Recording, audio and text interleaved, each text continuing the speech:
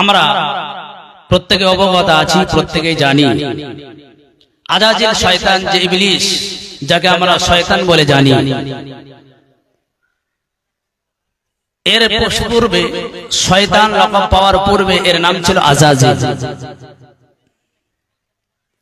আল্লাহ পাক রব্বুল আলামিন তাকে এত জ্ঞান দান করেছিলেন। আমি যেমন আপনাদের সম্মুখে বক্তব্য রাখছি, তো আজাজিল শয়তান, ইবলিস শয়তান এক সময় ফেরেশতাদের মজলিসে ওয়াজ নসিহত করত, ফেরেশতাদেরকে শিক্ষা দিত।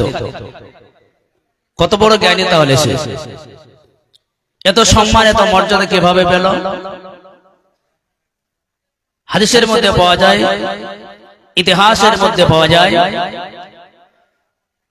যে আজাজিল আল্লাহ পাকের এত ইবাদত করেছে, এত ইবাদত করেছে যে পৃথিবীতে 4 আঙ্গুল করে জায়গায় অবশিষ্ট জায়গা খালি নেই যে সেখানে সে সেজদা করে নাই। এত সেজদা সে আল্লাহ পাকের করেছে।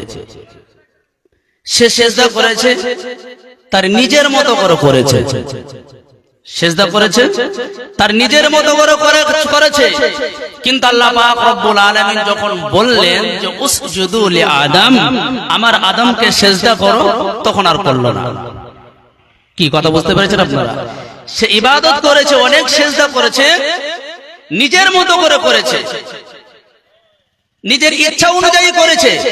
সে যখন বলল, আল্লাহ পাক রব্বুল আলামিন যখন বললেন যে উসজুদু লি আদম, আদমকে সেজদা করো, তখন আর করলো না। তা আল্লাহ পাকের হুকুম কিন্তু সে মানল না। তাহলে নিজের মতো করে যদি আপনি হাজারো ইবাদত করেন, আল্লাহর কাছে কোনো গ্রহণযোগ্য নেই। আল্লাহ রাব্বুল আলামিন যদি হুকুম করেন, সেটাই আল্লাহ পাকের কাছে গ্রহণযোগ্য, যদি আল্লাহ পাক হুকুম করেন। তো ভালো কাজ করতে গেলে আল্লাহ পাক রব্বুল আলামিনকে সন্তুষ্টি করার জন্য ভালো কাজটা হতে হবে। দ্বিতীয় নম্বরতে হলো, ভালো কাজটা হতে হবে নবী করিম সাল্লাল্লাহু আলাইহি ওয়াসাল্লামের তরিকা অনুযায়ী হতে হবে। ইচ্ছামতো ইবাদত করলে সওয়াব পাওয়া যাবে না। কথাটি কেন বললাম এখন হয়তো আপনাদের বুঝে আসেনি। কিছু ভাই আপনারা মসজিদ ছেড়ে বাইরে বসে আছেন, জ্ঞানী মানুষের জন্য তো ইশারা যথেষ্ট। কথাগুলি কেন বলছে আপনারা বুঝতে পারছেন না? গল্পের ছলনে আমি, এটা দ্বীনি মজলিস, এর একটা পদ্ধতি আছে, একটা তরিকা আছে। ইচ্ছা অনুযায়ী আপনার নিজের মতো করে বসবেন। কত সুন্দর সামনে জায়গা আছে, মাঝে মাঝে জায়গা খালি রেখে আমরা সাইডে বসে আছি। একটু গুছিয়ে বসা যাবে না? যে একটু গুছিয়ে বসা যাবে না? জায়গা যদি সামনে খালি থাকে, মানুষ আপনারা অল্প আছেন, তারপরেও আল্লাহ পাক বলেন কাম্মে ফিয়াতিন কালিলাতিন গালাবাত ফিয়াতান কাসীরাতান বিইذنিল্লাহ। কম হোক, ভালো হোক, অল্প হোক, খাঁটি হোক, তাদের দ্বারা দিন জিন্দা হবে। অল্প যদি খাঁটি হয়, তাদের দ্বারা দিন জিন্দা হবে। ঠিক দরকার নাই অল্প। কিছু মানুষ হয়তো এর কথা শুনে উঠেও যাবে, তো ওটা যেহেতু সুযোগ পেয়েছি পালিয়ে যায়। শয়তান বলবে যা পালা, বেশ 1.5-2 ঘন্টা ধরে বসে আছি, একটু ঘুরে আয়, বাজার থেকে ঘুরে আয়। শয়তান বলবে যে একটু আগে আসা যাবে না? আলেমদের কথা, আলেমদের সামনেই যদি আমল যদি না করেন, তা বাড়ি গিয়ে আমল করবেন মনে হচ্ছে? আলেমদের কথা, আলেমদের সামনেই যদি আমল না করেন, বাড়ি গিয়ে কেমন আমল করবেন আপনারা, সেটা বোঝাই যাচ্ছে। যাক, আল্লাহ আপনাদের হিদায়াত দান করুক। বলুন আল্লাহুম্মা আমিন। জোরে বলুন আল্লাহুম্মা আমিন। যাদের সামনে জায়গা খালি আছে, আপনারা একটু জায়গাটা পূরণ করলে বসলে ভালো হয়।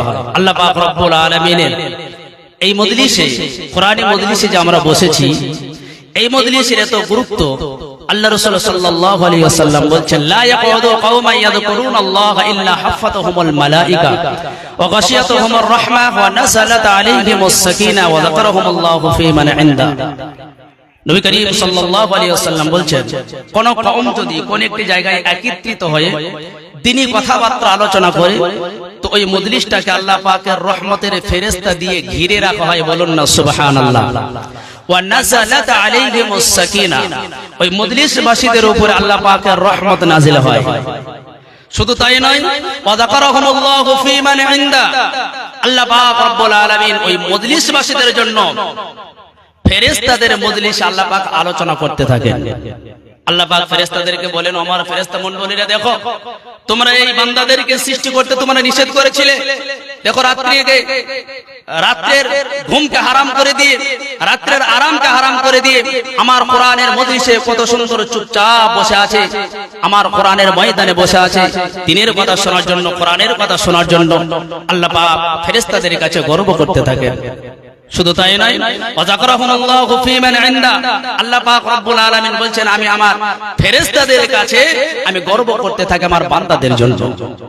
মুসলমান ভাইরা আমার, এই মজলিসে বসে কেউ যদি একটি মাসআলা, কেউ যদি শিক্ষা গ্রহণ করতে পারে, একটি মাসআলা দ্বীনের একটি অধ্যায় কেউ যদি শিখে নিতে পারে, নবী করিম সাল্লাল্লাহু আলাইহি ওয়াসাল্লাম বলেন 1000 রাকাত নফল ইবাদত করলে যত পরিমাণে সওয়াব হয় এত পরিমাণে সওয়াব আল্লাহ পাক আপনার আমলনামার খাতায় লিখে দিবেন। বলুন না সুবহানাল্লাহ, জোরে বলা যাবে কি সুবহানাল্লাহ? এত বড় মজলিস, এত গুরুত্বপূর্ণ মজলিস, এটা কোরআনের কথা হচ্ছে।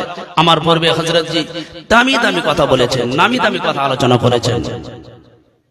ওই কথাগুলি যদি আমরা আমাদের জীবনে বাস্তবায়ন করতে পারি আমাদের জন্য এনা যথেষ্ট। তো যা কিছু শুনছে আমল করার চেষ্টা করব। জোরে বলেন ইনশাআল্লাহ, আর জোরে বলেন না ইনশাআল্লাহ। মুসলমান ভাইরা বাজানরা, আল্লাহ পাক রব্বুল আলামিন আমাদেরকে সঠিক রাস্তায় পরিচালনা করার জন্য, যাতে করে আমরা জাহান্নামের রাস্তায় না চলে যাই, পথভ্রষ্টর দিকে যাতে করে না চলে যায়, আল্লাহ পাক যুগে যুগে নবী পাঠিয়েছেন, যুগে যুগে নবী পাঠিয়েছেন, যাতে করে আমরা জান্নাতের দিশার পেয়ে যাই, জাহান্নামের রাস্তা থেকে আমরা বেঁচে যাই। আল্লাহ পাক প্রত্যেকটি কওমের কাছে, প্রত্যেকটি গোষ্ঠীর কাছে আল্লাহ পাক নবী পাঠিয়েছেন। আল্লাহ পাক রব্বুল আলামিন পবিত্র কুরআনুল কারীমের ভিতরে সাদ করেন, লাকাদ আরসালনা নূহান ইলা কওমিহি ফাকালা ইয়া কওমি ইবুদুল্লাহা মা লাকুম মিন ইলাহিন গায়রু। কুরআন শরীফের পারা নম্বর 8, সূরার নাম সূরা আরাফ, আয়াত নম্বর 59, 59 নম্বর আয়াত। আল্লাহ পাক রব্বুল আলামিন পবিত্র কুরআনুল কারীমের মধ্যে ঘোষণা করলেন, আমি হযরতে নূহ আলাইহিস সালামকে পাঠালাম তার কওমের কাছে। সে আমার কওমকে গিয়ে বলল, হে আমার কওম, হে আমার সম্প্রদায়, তোমরা এক আল্লাহর গোলামি করো, এক আল্লাহর দাসত্ব করো, তিনি ছাড়া তোমাদের কোন ইলাহ নাই, মাবুদ নাই, আইনদাতা নাই, শাসনকর্তা নাই, বিধানদাতা নাই। এক আল্লাহর গোলামি করো, এক আল্লাহর ইবাদত করো, এক আল্লাহ ছাড়া অন্য কারো কাছে মাথা নত করো না, এক আল্লাহ ছাড়া অন্য কারো ইবাদত করো না। হযরতে নূহ আলাইহিস সালাম তার কওমের কাছে এই দাওয়াত পেশ করেছেন। আল্লাহ পাক রব্বুল আলামিন বলেন, আদ সম্প্রদায়ের কাছে হযরতে হুদ আলাইহিস সালামকে পাঠিয়ে দিলাম। ওয়া ইলা আদিন আখাহুম হুদান ক্বালা ইয়া কওমি ইবুদুল্লাহা মা লাকুম মিন ইলাহিন গায়রু। কুরআন শরীফের পারা নম্বর 8, সূরার নাম সূরা আরাফ, আয়াত নম্বর 65, 65 নম্বর আয়াত। আল্লাহ পাক বলেন, আদ সম্প্রদায়ের কাছে তাদের ভাই হুদ, হযরতে হুদ আলাইহিস সালামকে পাঠিয়ে দিলাম। সে তার কওমের কাছে গিয়ে বলল, হে আমার কওম, হে আমার সম্প্রদায়, এক আল্লাহর গোলামি করো, এক আল্লাহর দাসত্ব করো, তিনি ছাড়া তোমাদের কোন ইলাহ নাই, মাবুদ নাই, আইনদাতা নাই, শাসনকর্তা নাই, বিধানদাতা নাই। হযরতে হুদ আলাইহিস সালাম তার কওমের কাছে এই দাওয়াত পেশ করলেন। আল্লাহ পাক রব্বুল আলামিন বলেন, সামুদ জাতির জন্য হযরতে সালেহ আলাইহিস সালামকে পাঠিয়ে দিলাম। ওয়া ইলা সামুদ আখাহুম সালিহা ক্বালা ইয়া কওমি ইবুদুল্লাহা মা লাকুম মিন ইলাহিন গায়রু। ওই 8 পারা সূরা আরাফের 73, 73 নম্বর আয়াত। আল্লাহ পাক শুনিয়ে দিচ্ছেন, আমি আমার হুদ সালেহ আলাইহিস সালামকে পাঠিয়ে দিলাম সামুদ জাতির জন্য। সে তার কওমকে গিয়ে বলল, হে আমার কওম, হে আমার সম্প্রদায়, তোমরা এক আল্লাহর গোলামি করো, এক আল্লাহর দাসত্ব করো, তিনি ছাড়া তোমাদের কোন ইলাহ নাই, মাবুদ নাই, আইনদাতা নাই, শাসনকর্তা নাই। আল্লাহ পাক বলেন, প্রত্যেকটি জাতির কাছে, প্রত্যেকটি সম্প্রদায়ের কাছে আমি আল্লাহ পাক নবী পাঠিয়েছি। আল্লাহ পাক রব্বুল আলামিন পবিত্র কুরআনুল কারীমের অনেকটা যেভাবে বলেছেন, ওয়ালাকাদ বা'আসনা ফি কুল্লি উম্মাতির রাসূলা আন ইবুদুল্লাহা ওয়াজতানিবুত তাগুত। আল্লাহ পাক বলেন, এমন কোন জাতি নেই, এমন কোন সম্প্রদায় নেই যাদের কাছে আমি আল্লাহ পাক নবী পাঠাই নাই, নবী প্রেরণ করে নাই। প্রত্যেকটি জাতির কাছে, প্রত্যেকটি সম্প্রদায়ের কাছে আমি আল্লাহ পাক নবী প্রেরণ করেছি, নবী পাঠিয়েছি। আর প্রত্যেকটি নবী গিয়ে কি বলেছেন? উবুদুল্লাহ, এক আল্লাহর গোলামি করো। কোন নবীকে বলেছেন যে আমার গোলামি করো? বলেছেন?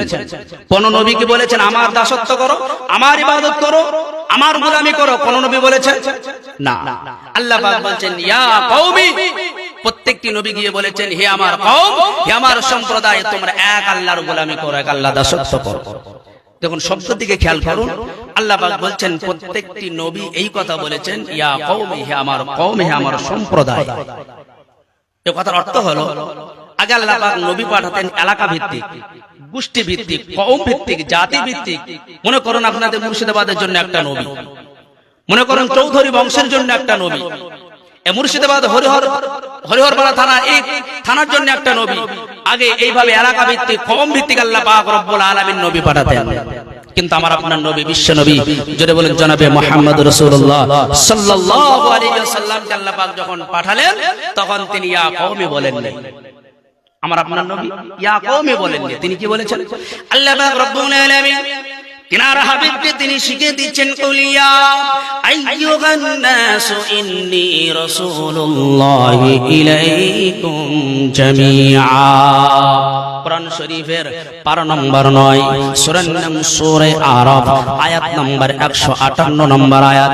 আল্লাহ পাক বলেন কুলিয়া আইয়ুহান নাসু ইন্নী রাসূলুল্লাহি ইলাইকুম জামিআ। আল্লাহ পাক যখন আমার হাবিবকে যখন দুনিয়ার বুকে পাঠিয়ে দিলেন, আমার আপনার নবী যখন দুনিয়ার বুকে যখন চলে আসলেন, তিনি বললেন কুলিয়া আইয়ুহান নাস, হে तमाम পৃথিবীর মানুষ। নাস শব্দের অর্থ হলো মানুষ, মুসলমান হোক, হিন্দু হোক, জৈন, বৌদ্ধ, খ্রিস্টান, সে যে ধর্মেরই মানুষ হোক না কেন, আল্লাহ পাক রব্বুল আলামিন শিখিয়ে দিচ্ছেন কুল, হে নবী তুমি বলো ইয়া আইয়ুহান নাস, হে तमाम পৃথিবীর মানুষ, আমি তোমাদের সকলের জন্য নবী হয়ে এসেছি। বলুন না সুবহানাল্লাহ।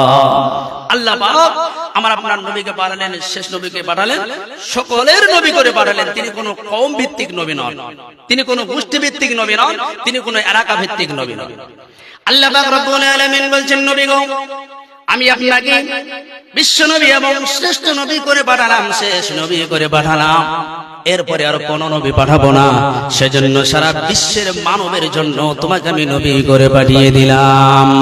আল্লাহ পাক বলেন মা কানা মুহাম্মাদুন আবা আহাদিম মির রিজালিকুম ওয়ালাকিন রাসূলুল্লাহি ওয়া খাতামান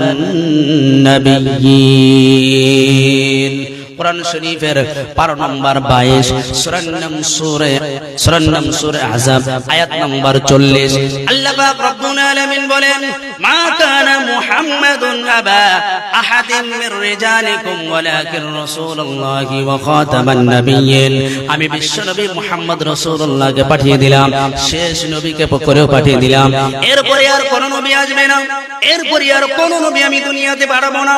শেষ নবী আখির জামানার পয়গম্বর জনাবে মুহাম্মদ রাসূলুল্লাহ সাল্লাল্লাহু আলাইহি ওয়াসাল্লামকে পাঠিয়ে দিলাম। আর তিনি তোমাদের কোন পূর্বপুরুষের তিনি পিতা নন। আমি শেষ নবী করে পাঠালাম জনাবে মুহাম্মদ রাসূলুল্লাহ সাল্লাল্লাহু আলাইহি ওয়াসাল্লামকে। এটা আমাদের পবিত্র কোরআনুল কারীম থেকে জানতে পারলাম যে আল্লাহ পাক পবিত্র কোরআনুল কারীমের মধ্যে ইরশাদ করেছেন শেষ নবী করে পাঠালেন মুহাম্মদ রাসূলুল্লাহ সাল্লাল্লাহু আলাইহি ওয়াসাল্লামকে। অন্যান্য ধর্মগ্রন্থের ভিতরেও বলে দেওয়া হয়েছে, হিন্দুদের বেদের ভিতরে বলে দেওয়া হলো, ওদের ধর্মগ্রন্থের ভিতরে বলে দেওয়া হলো যা দেবী সর্বভূতে শান্তি রূপে ওয়াং নমস্তাস্যৈ নমঃ নমঃ পল্লং জ্যেষ্ঠং ষষ্ঠং পুরনম পন্নম ব্রহ্মণ আল্লাহ। আল্লাহ রাসূল মুহাম্মদ রকম বরসং আল্লাহ বোকনি বাকাম আল্লাহ বোকনি গতম এতে ইসমিন নিন্তর বিশ্বজতে সমন্বিত মুহাম্মদ ইতি খেত শিষ্য শাখা সমন্বিত আসুর সংহারিণী হো হরং পল্লং আল্লাহ ইল্লাল্লাহি ইল্লাল্লাহ। ওদের ধর্মের ভিতরে বলে দেওয়া হলো, ওদের ধর্মগ্রন্থ গ্রন্থের ভিতরে বলে দেওয়া হলো মুহাম্মদ ইতি খ্যাত শিষ্য শাখা সমন্বিত, মুহাম্মদ হলো শেষ নবী, ইতি মানে হলো শেষ, এরপরই আর কোন নবী আসবে না, এরপরই আর কোন ঋষি আসবে না, এরপরই আর কোন মহামানব দুনিয়ার বুকে আগমন ঘটবে না। মুহাম্মদ ইতি খ্যাত শিষ্য শাখা সমন্বিত। মুসলমান ভাইরে আমার, সে নবী আমার আপনার দুনিয়ার বুকে যখন আসার পরে কোরআন যখন দাওয়াত দিতে যখন শুরু করে দিলেন, কোরআন যখন প্রচার করতে যখন শুরু করে দিলেন, আল্লাহ পাক আর নবী বিশ্ব নবী আমার 40 বছর পর্যন্ত কোনো অসুবিধা হয় নাই। 40 বছর পর যখন আল্লাহ পাক যখন নবী দান করলেন, নবী যখন বানিয়ে দিলেন, আল্লাহ পাক রব্বুল আলামিনের কোরআন যখন অবতীর্ণ করলেন, কোরআনের দাওয়াত দিতে যখন শুরু করে দিলেন, Abu Jahl, Abu Lahab, Utbah, Shaiba, Mughira, Sufian, কাফেরের বড় বড় লিডার যারা ছিল, এরা বলতে লাগলো বাবা মুহাম্মদ, ছোটবেলায় থেকে তোমারে আমরা জানি, ছোটবেলায় থেকে তোমাকে আমরা চিনি, কিন্তু আজ তুমি নতুন কি ধর্ম পালন করতেছ, নতুন ধর্ম কি তুমি প্রচার করতেছ? মুহাম্মদ তুমি বন্ধ করো, খবরদার নতুন ধর্ম তুমি প্রচার করবে না। আর নতুন ধর্ম তুমি যদি প্রচার করতে শুরু করে দাও, আমরা সকলে মিলে তোমাকে শেষ করে দেব, মার্ডার করে দেব, খতম করে দেব। নবী করিম সাল্লাল্লাহু আলাইহি ওয়াসাল্লাম 40 বছর বয়স পর্যন্ত তিনার কোনো অসুবিধা হয় না। তেনাকে লকব দিয়েছেন আল আমিন, সত্যবাদী, আস-সাদিক। কাফেররা, ওই মুশরিকরা, বেদিনরা আল্লাহ রাসূল সাল্লাল্লাহু আলাইহি ওয়াসাল্লামকে আল আমিন বলেছেন। যখন কোরআন যখন প্রচার করতে শুরু করেছেন, দ্বীনের দাওয়াত দিতে যখন শুরু করেছেন, তখন তিনি সকলের কাছে দুশমন হয়ে গিয়েছেন, শত্রু, তখন তারা শত্রুতা শুরু করে দিয়েছে। মুসলমান ভাইরা আমার, আল্লাহ রাসূল সাল্লাল্লাহু আলাইহি ওয়াসাল্লামের চাচা জানের কাছে চলে আসলো কাফেররা, মক্কার নেতারা চলে আসলো। ও আবু তালেব শোনো, তোমার ভাতিজাকে কোরআন তেলাওয়াত করতে, কোরআন প্রচার করতে নিষেধ করো।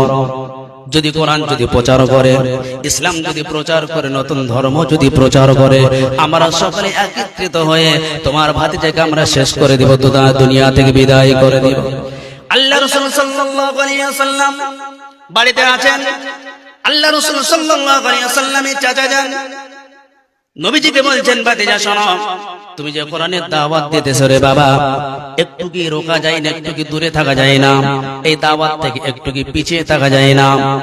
আল্লাহ পাক রব্বুল আলামিন পবিত্র কোরআনুল কারীমে ঘোষণা করেছেন, ও আমার হাবিব, সত্যকে প্রতিষ্ঠিত করার জন্য তুমি ঝাঁপিয়ে পড়ো, সত্যকে প্রতিষ্ঠিত করার জন্য আমি যে কোরআন অবতীর্ণ করেছি, আমি যে কোরআন তোমার কাছে পাঠিয়েছি, ইয়া আইয়ুহার রাসূল বাল্লিগ মা উনজিলা ইলাইকা মির রাব্বিক। হে আমার হাবিব, আমার পক্ষ থেকে তোমার উপরে যেটা অবতীর্ণ হয়েছে, তোমার উপরে যেটা নাযিল করা হয়েছে, এটা তুমি প্রচার করতে থাকো, তাবলীগ করতে থাকো। তুমি কোনো ভয় করো না, টেনশন করো না, আমি আল্লাহ পাক তোমার সঙ্গে আছি, সুতরাং তুমি দাওয়াত দিতে থাকো। আল্লাহর নবী বিশ্ব নবী সাল্লাল্লাহু আলাইহি ওয়াসাল্লামকে চাচা যান যখন বললেন, বিশ্ব নবী আমার বললেন, চাচা যান, আমাকে দাওয়াত থেকে পিছিয়ে থাকার জন্য এক হাতে যদি চন্দ্র দেওয়া হয়, আর এক হাতে যদি সূর্য দেওয়া হয়, অপর হাতে যদি দুটা গোটা দুনিয়া যদি আমার হাতে দেওয়া হয়, চাচা আমি আল্লাহ পাক রব্বুল আলামিনের পক্ষ থেকে যে দাওয়াতের দায়িত্ব পেয়েছি, আল্লাহ পাক রব্বুল আলামিন আমাকে যে দায়িত্ব দিয়েছেন, এই দায়িত্ব থেকে এক কদম আমি পিছে হটব না। গোটা মক্কা কেন, গোটা মদিনা কেন, গোটা পৃথিবী যদি আমার বিপক্ষে চলে যায়, আল্লাহ পাক রব্বুল আলামিন আমার উপরে যে দায়িত্ব দিয়েছেন, যে নবুয়তের ভারপান আল্লাহ পাক আমাকে দিয়েছেন, এই নবুয়তের দায়িত্ব থেকে, তাবলীগের দায়িত্ব থেকে আমি আল্লাহ পাক রব্বুল আলামিনের এই দায়িত্ব থেকে এক কদম আমি পিছে হটব না। বলুন না সুবহানাল্লাহ। আল্লাহ পাক রব্বুল আলামিন কোরআন প্রচার করতে হাবিবকে বললেন, ও আমার হাবিব, তুমি কোরআন প্রচার করো। আল্লাহ রাসূল সাল্লাল্লাহু আলাইহি ওয়াসাল্লাম কোরআন প্রচার করতে শুরু করলেন। Abu Jahl, Abu Lahab, Utbah, Shaiba, Mughira, Sufian, কাফেরের বড় বড় লিডার যারা ছিল, এরা বলতে লাগলো, বাবা মুহাম্মদ, তুমি যে কোরআন প্রচার করছো, এটা তোমার মুখের কবি, এটা তোমার মুখের বানানো, এটা আল্লাহ পাকের কিতাব নয়, এটা তোমার মুখের কবিতা। আমার নবী মন খারাপ করে বসে আছেন। আমার আপন জনেরা আমাকে অস্বীকার করছে, যারা আমাকে ছোটবেলা থেকে জানে, যারা আমাকে ছোটবেলা থেকে চিনে, তারাই আমাকে অস্বীকার করছে। যারা আমার উপাধি দিয়েছে আল আমিন, আস-সাদিক, আমার যারা উপাধি দিয়েছে, ঘরের মানুষরাই আমার শত্রুতা করছে। আল্লাহ রাসূল সাল্লাল্লাহু আলাইহি ওয়াসাল্লাম মন খারাপ করে বসে আছে। আল্লাহ পাক রব্বুল আলামিন পবিত্র কোরআনের আয়াত নাযিল করে দিলেন, ও আমার হাবিব তুমি কোনো চিন্তা করো না, টেনশন করো না। যারা বলতেছে কোরআন আল্লাহ পাকের কিতাব নয়, যারা বলতেছে কোরআন আল্লাহ পাকের কিতাব নয়, এটা তোমার মুখের কবি, ওদের সঙ্গে তুমি চ্যালেঞ্জ শুরু করে দাও। কোরআন যদি আমার আল্লাহ পাকের কিতাব যদি না হয়, এটা যদি আমার মুখের বানানো হয়, তোমরা জ্ঞানী গুণী পণ্ডিত যারা আছো, কোরআনের মতো করে ছোট্ট একটি তোমরা কোরআন তৈরি করে দেখাও। আমি তো মানুষ, আমি মুহাম্মদ যদি কোরআন তৈরি করতে পারি তাহলে তোমরাও নিশ্চয়ই পারবে। আমি যদি কবিতা বানাতে পারি তাহলে তোমরাও পারবে। কি এটা যুক্তিসম্মত কিনা কথাটা? আল্লাহ পাক রব্বুল আলামিন বলেন, হুয়াল্লাযী বা'আসা ফিল উম্মিয়িনা রাসূলান মিনহুম ইয়াতলু আলাইহিম আয়াতি ওয়া ইউযাক্কিহিম ওয়া ইউআল্লিমুহুমুল কিতাবা ওয়াল হিকমা ওয়া ইন কানু মিন ক্বাবলু লাফি দালালিম মুবিন। কোরআন শরীফের পারা নম্বর 28, সূরার নাম সূরা জুমা, আয়াত নম্বর 2। আল্লাহ পাক রব্বুল আলামিন বলেন, আমি একজন নিরক্ষর মানুষকে নবী করে পাঠালাম তোমাদের কাছে। দুনিয়ার কোন মাস্টারের কাছে লেখাপড়া করবে না, দুনিয়ার কোন প্রফেসরের কাছে লেখাপড়া করবে না, দুনিয়ার কোন মাস্টার জানিয়ে পণ্ডিতের কাছে লেখাপড়া করবে না। আমি এটাও জানিয়ে দিলাম, আমার হাবিবের মতো শিক্ষিত মানুষ কিয়ামত পর্যন্ত একটিও জন্ম নেবে না। আমার হাবিবকে উম্মি করে পাঠিয়েছি, দুনিয়ার কোন মাস্টারের কাছে লেখাপড়া করবে না। বলুন তো, আমার আপনার নবী দুনিয়াতে কোনোদিন স্কুলে গিয়েছেন বা কলেজে গিয়েছেন, এ প্রমাণ আছে? শুনেছেন কারো? শুনেছেন কারো কাছে? আল্লাহ পাক রব্বুল আলামিন বলেন, আমার হাবিবকে কোন মাস্টারের কাছে লেখাপড়া করতে দিলাম না কেন? বলুন তো মুসলমান ভাইরা রে, আমার মাস্টার যদি দুনিয়াতে থাকে, বলুন তো মাস্টারের কাছে ছাত্র যখন যাবে, মাস্টারের কাছে ছাত্রকে মাথা নত করতে হবে কি হবে না? আর জোরে বলেন, হবে কি হবে না? মাস্টারের কাছে ছাত্রকে অবশ্যই মাথা নত করতে হবে। আল্লাহ পাক বলেন, আমার হাবিবকে দুনিয়ার কোন শিক্ষিত মানুষের কাছে, দুনিয়ার কোন মানুষের কাছে আমি মাথা নত করতে দেব না। স্বয়ং আমার হাবিবের শিক্ষক আমি আল্লাহ পাক নিজেই হয়ে গেলাম। বলুন না সুবহানাল্লাহ। আল্লাহ পাক রব্বুল আলামিন বলছেন, হাবিব তুমি কোনো চিন্তা করো না, তুমি ওদের সঙ্গে চ্যালেঞ্জ শুরু করে দাও। কোরআন যারা অস্বীকার করছে এদের সঙ্গে তুমি চ্যালেঞ্জ শুরু করে দাও। আল্লাহ পাক রব্বুল আলামিন আয়াত নাযিল করে দিলেন, ওয়া ইন কুনতুম ফি রাইবিম মিম্মা নাযালনা আলা আবদিনা ফাতু বিসূরাতিন মিন মিসলি ওয়াদউ শুহাদাআকুম মিন দুনিল্লাহি ইন কুনতুম সাদিকিন। কোরআন শরীফের পারা নম্বর 1, সূরার নাম সূরা বাকারা, আয়াত নম্বর 23, 23 নম্বর আয়াত লিখে রাখুন, দেখে নেবেন। আল্লাহ পাক রব্বুল আলামিন বলেন, ও আমার হাবিব, ওরা কি কথা বলে কোরআন আল্লাহ পাকের কিতাব নয়?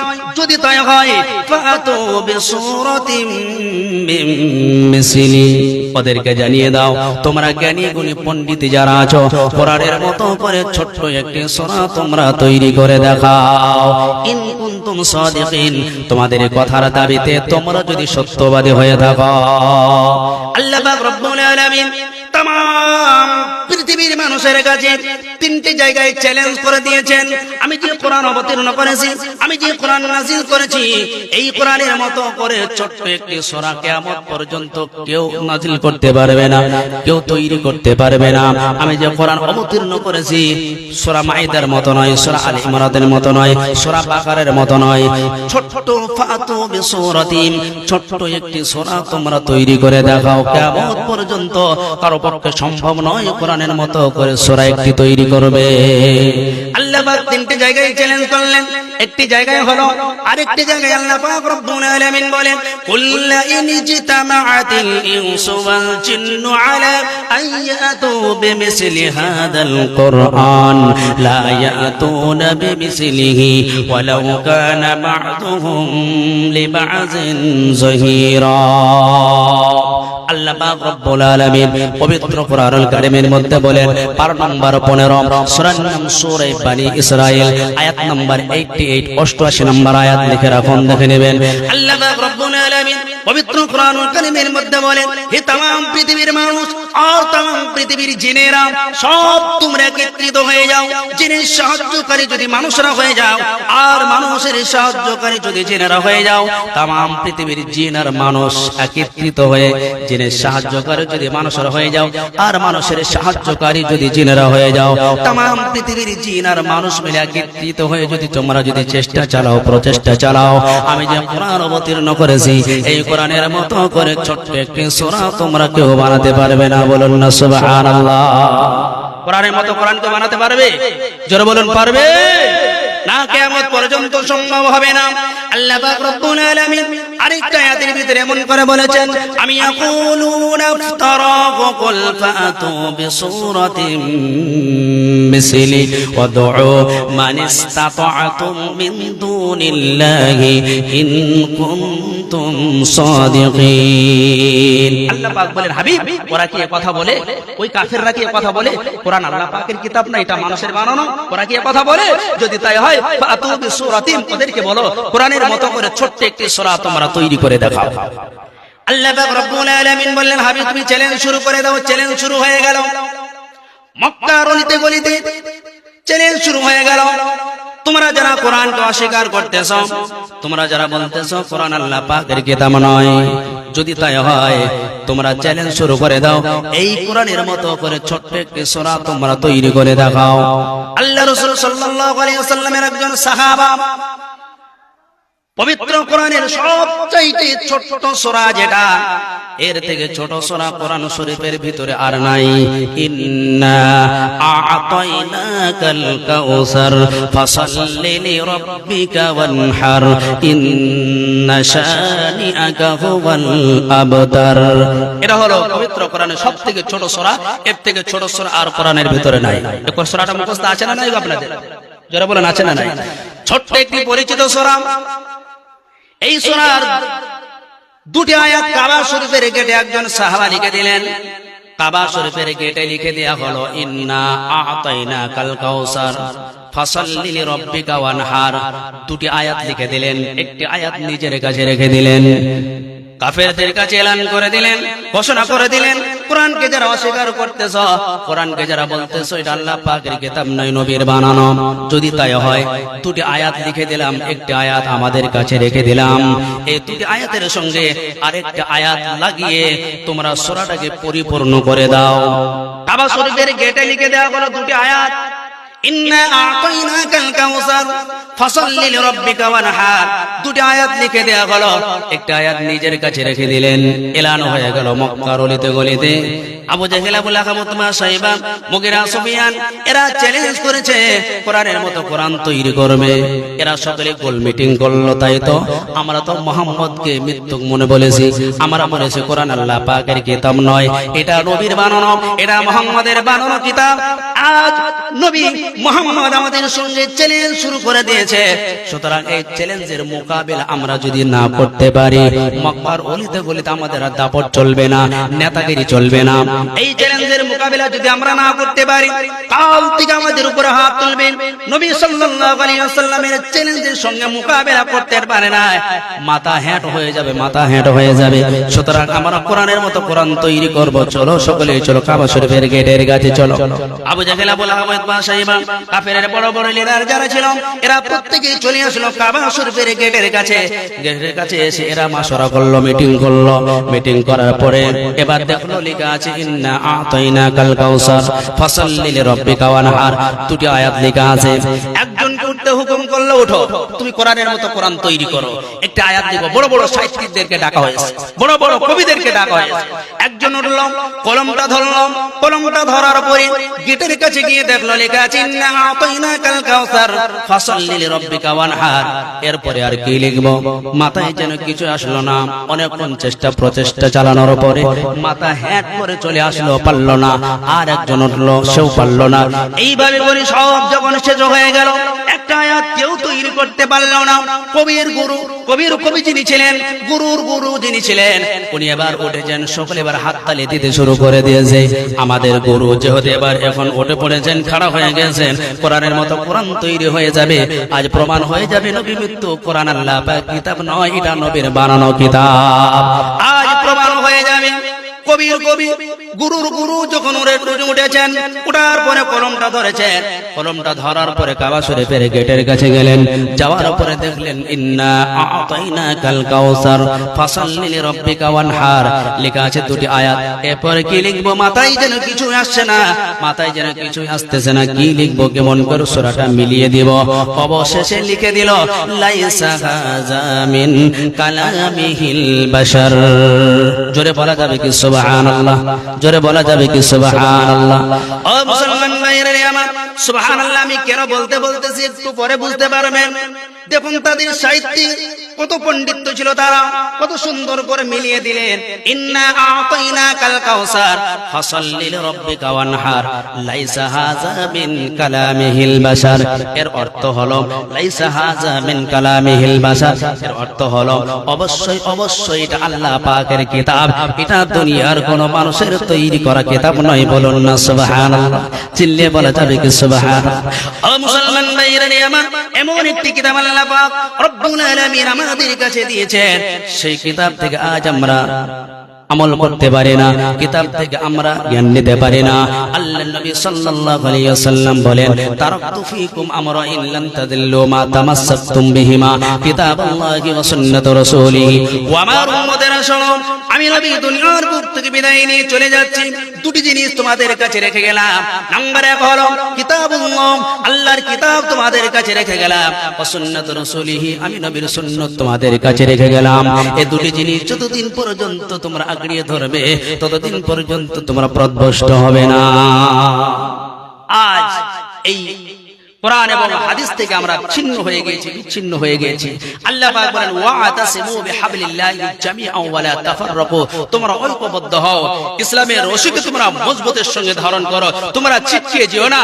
আজ আমরা ছিটকিয়ে গিয়েছি, মুসলমানের সঙ্গে মহব্বত নেই আমাদের ভিতরে, আলেমদের ভিতরেই নেই। মোবাইল খুলুন, এ হানাফি, তুই ফারাজি, তুই হামবেরেলি, তুই বেরেলি, তুই কাফের, ফতোয়া দেয় তুই কাফের, এই করে আমাদের ভিতরে ফাটাফাটি শুরু হয়ে গেছে। আছে না? আর জোরে বলেন আছে না? অথচ আল্লাহ পাক কি বলেন ওয়াতাসিমু বিহাবলিল্লাহি জামিআন ওয়া লা তাফাররাকু, তোমরা ঐক্যবদ্ধ হও। আজ সারা বিশ্বের মানুষ, সারা বিশ্বের মুসলমান মার খাচ্ছে কেন মার খাচ্ছে? আমাদের ভিতরে ঐক্য নাই, আমাদের ভিতরে একতা নাই, ছিন্ন হয়ে গিয়েছে। ওরা তো সুযোগ পাচ্ছেন, ওদের ভিতরে ফাটল ধরে আছে, চোখ ধরে কেলিয়ে। এই তো হচ্ছে আমাদের অবস্থা। মুসলমান ভাইরা আমার, আল্লাহ পাক রব্বুল আলামিন বলেন ওয়াতাসিমু বিহাবলিল্লাহি জামিআন ওয়া লা তাফাররাকু, তোমরা দলে দলে তোমরা বিভক্ত হয়ে যাও না। আজ মুসলমান ভাই মারামারি করে, তুই সিপিএম করে, তুই টিএমসি করে, তুই কংগ্রেস করে, তুই ওই দল করিস, এই নিয়ে আমাদের ভিতরে ঝগড়া মারামারি আছে না নাই?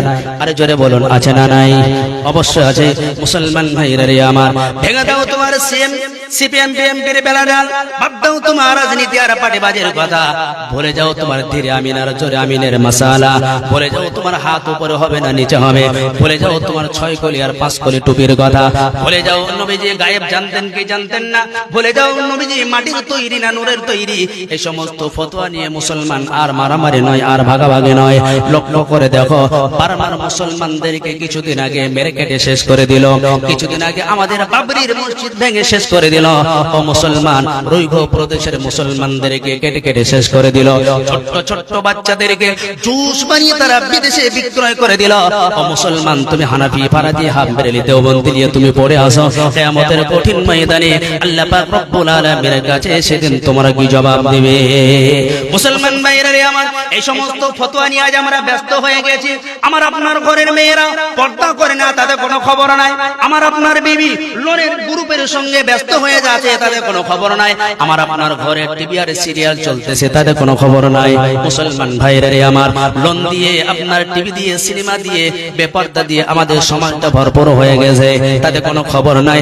আজ আমরা হানাফি, ফারাজি, দেওবন্দি, হাম্বলি, এই সমস্ত ফিতনা নিয়ে মুসলমান আজ আমরা ভাগাভাগি হয়ে গেলাম।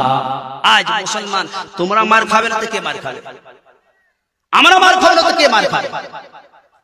আল্লাহ পাক রব্বুল আলামিন বলেন, তোমরা কি দুনিয়া জীবনটা শ্রেষ্ঠ জীবন মনে করে ফেললে?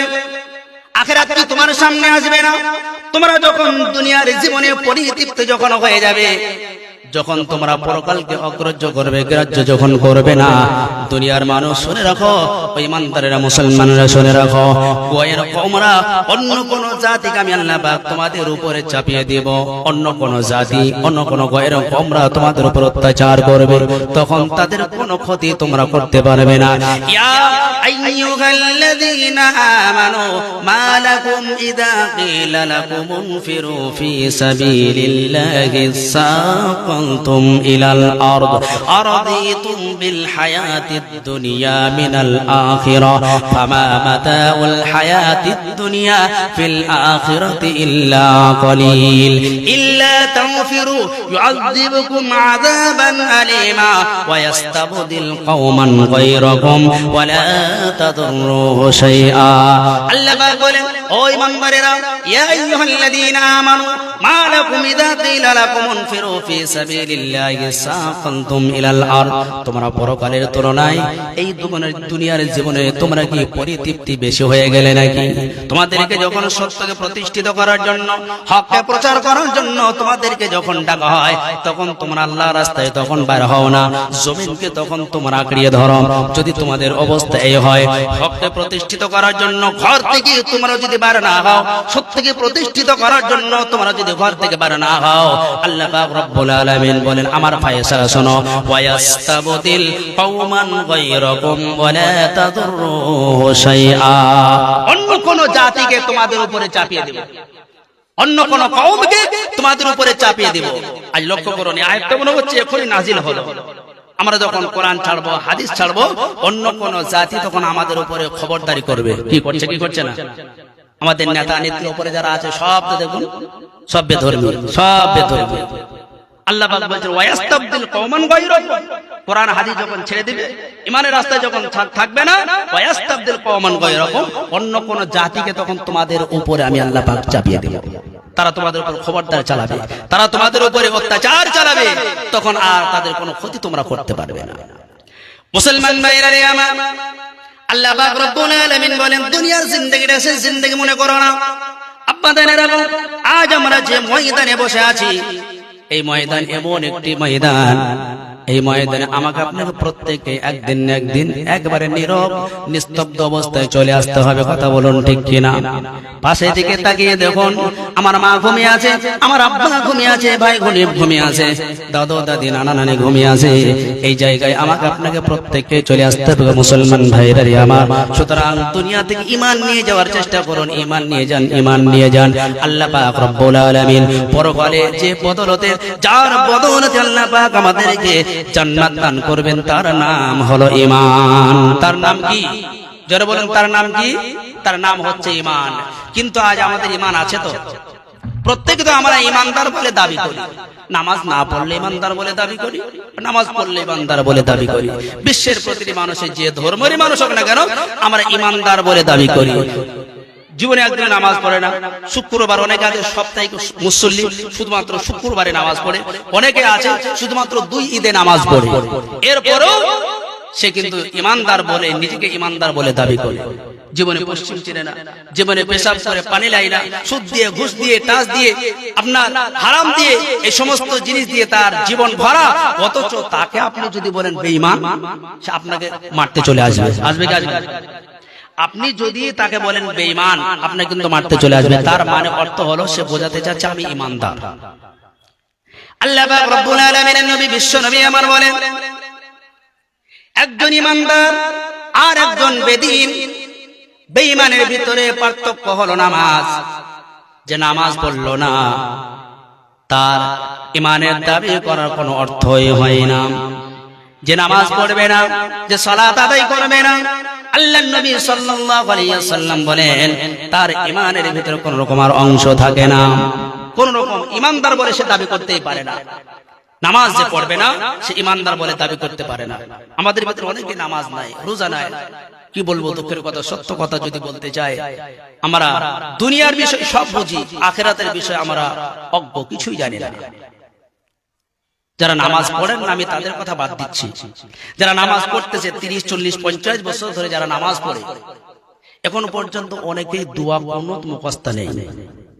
দোয়া কুনুত আপনার বেতনের নামাজে যে দোয়া কুনুত লাগে এখনো পর্যন্ত দোয়া কুনুত অনেকের মুখস্থ নাই। কি আমি কথা বানিয়ে বলছি না ঠিক বলছি? জি আর বলুন, এই যে শেষ নামাজ যেটা জীবনের শেষ নামাজ সেটা হলো এই ময়দানে হয়। কিসের নামাজ সেটা? জোরে বলেন কিসের নামাজ? জানাজার নামাজ। অধিকাংশ মানুষ, সব বলবো না, অধিকাংশ মানুষ ইমাম সাহেবের পিছনে আল্লাহু আকবার বলে চুপচাপ দাঁড়িয়ে থাকে, কি বলতে কিছু জানে না। কি কথা ঠিক বললাম না ভুল বললাম? জীবনের শেষ নামাজ সেটাও মানুষ কি বলতে হয় কিছুই জানে না। আল্লাহু আকবার ইমাম সাহেব আল্লাহু আকবার বলে ও আল্লাহু আকবার বলে চুপচাপ দাঁড়িয়ে থাকে, কি বলতে কিছু জানে না। অথচ আমরা ইমানদার মুসলমান বলে আমরা দাবি করি। কিয়ামতের দিন আল্লাহ পাক রব্বুল আলামিনের সামনে আমরা সেদিন কি জবাব দেব? অথচ আমরা জান্নাত জান্নাত জান্নাত যাব বলে আমরা আশাবাদী। কি আমি যদি আপনাদেরকে এখন বলি যে জান্নাতে আপনারা কে কে যেতে চান, আমরা সকলে হাত তুলবো, তুলবো কি তুলবো না? আরে চলে বলেন তুলবো কি তুলবো না? তুলবো। কিন্তু আমরা জান্নাতে কি বলে যাব তাও যদি আমি প্রশ্ন করি কেউ পারবো না। পারবেন কেউ? জান্নাতে কি বলে ঢুকবেন? কেউ একজন পারবেন যে জান্নাতে কি বলে ঢুকবেন? সালাম দিয়ে ঢুকবেন নাকি বিসমিল্লাহ বলে ঢুকবেন? একজন বলুন দেখি। নাই। জান্নাতে যখন প্রবেশ করবেন সালাম দিয়ে ঢুকবেন না বিসমিল্লাহ বলে ঢুকবেন? চুপচাপ আছে কি? আপনারা কি আমার কথা বুঝতে পারছেন? সালাম দিয়ে ঢুকতে হবে।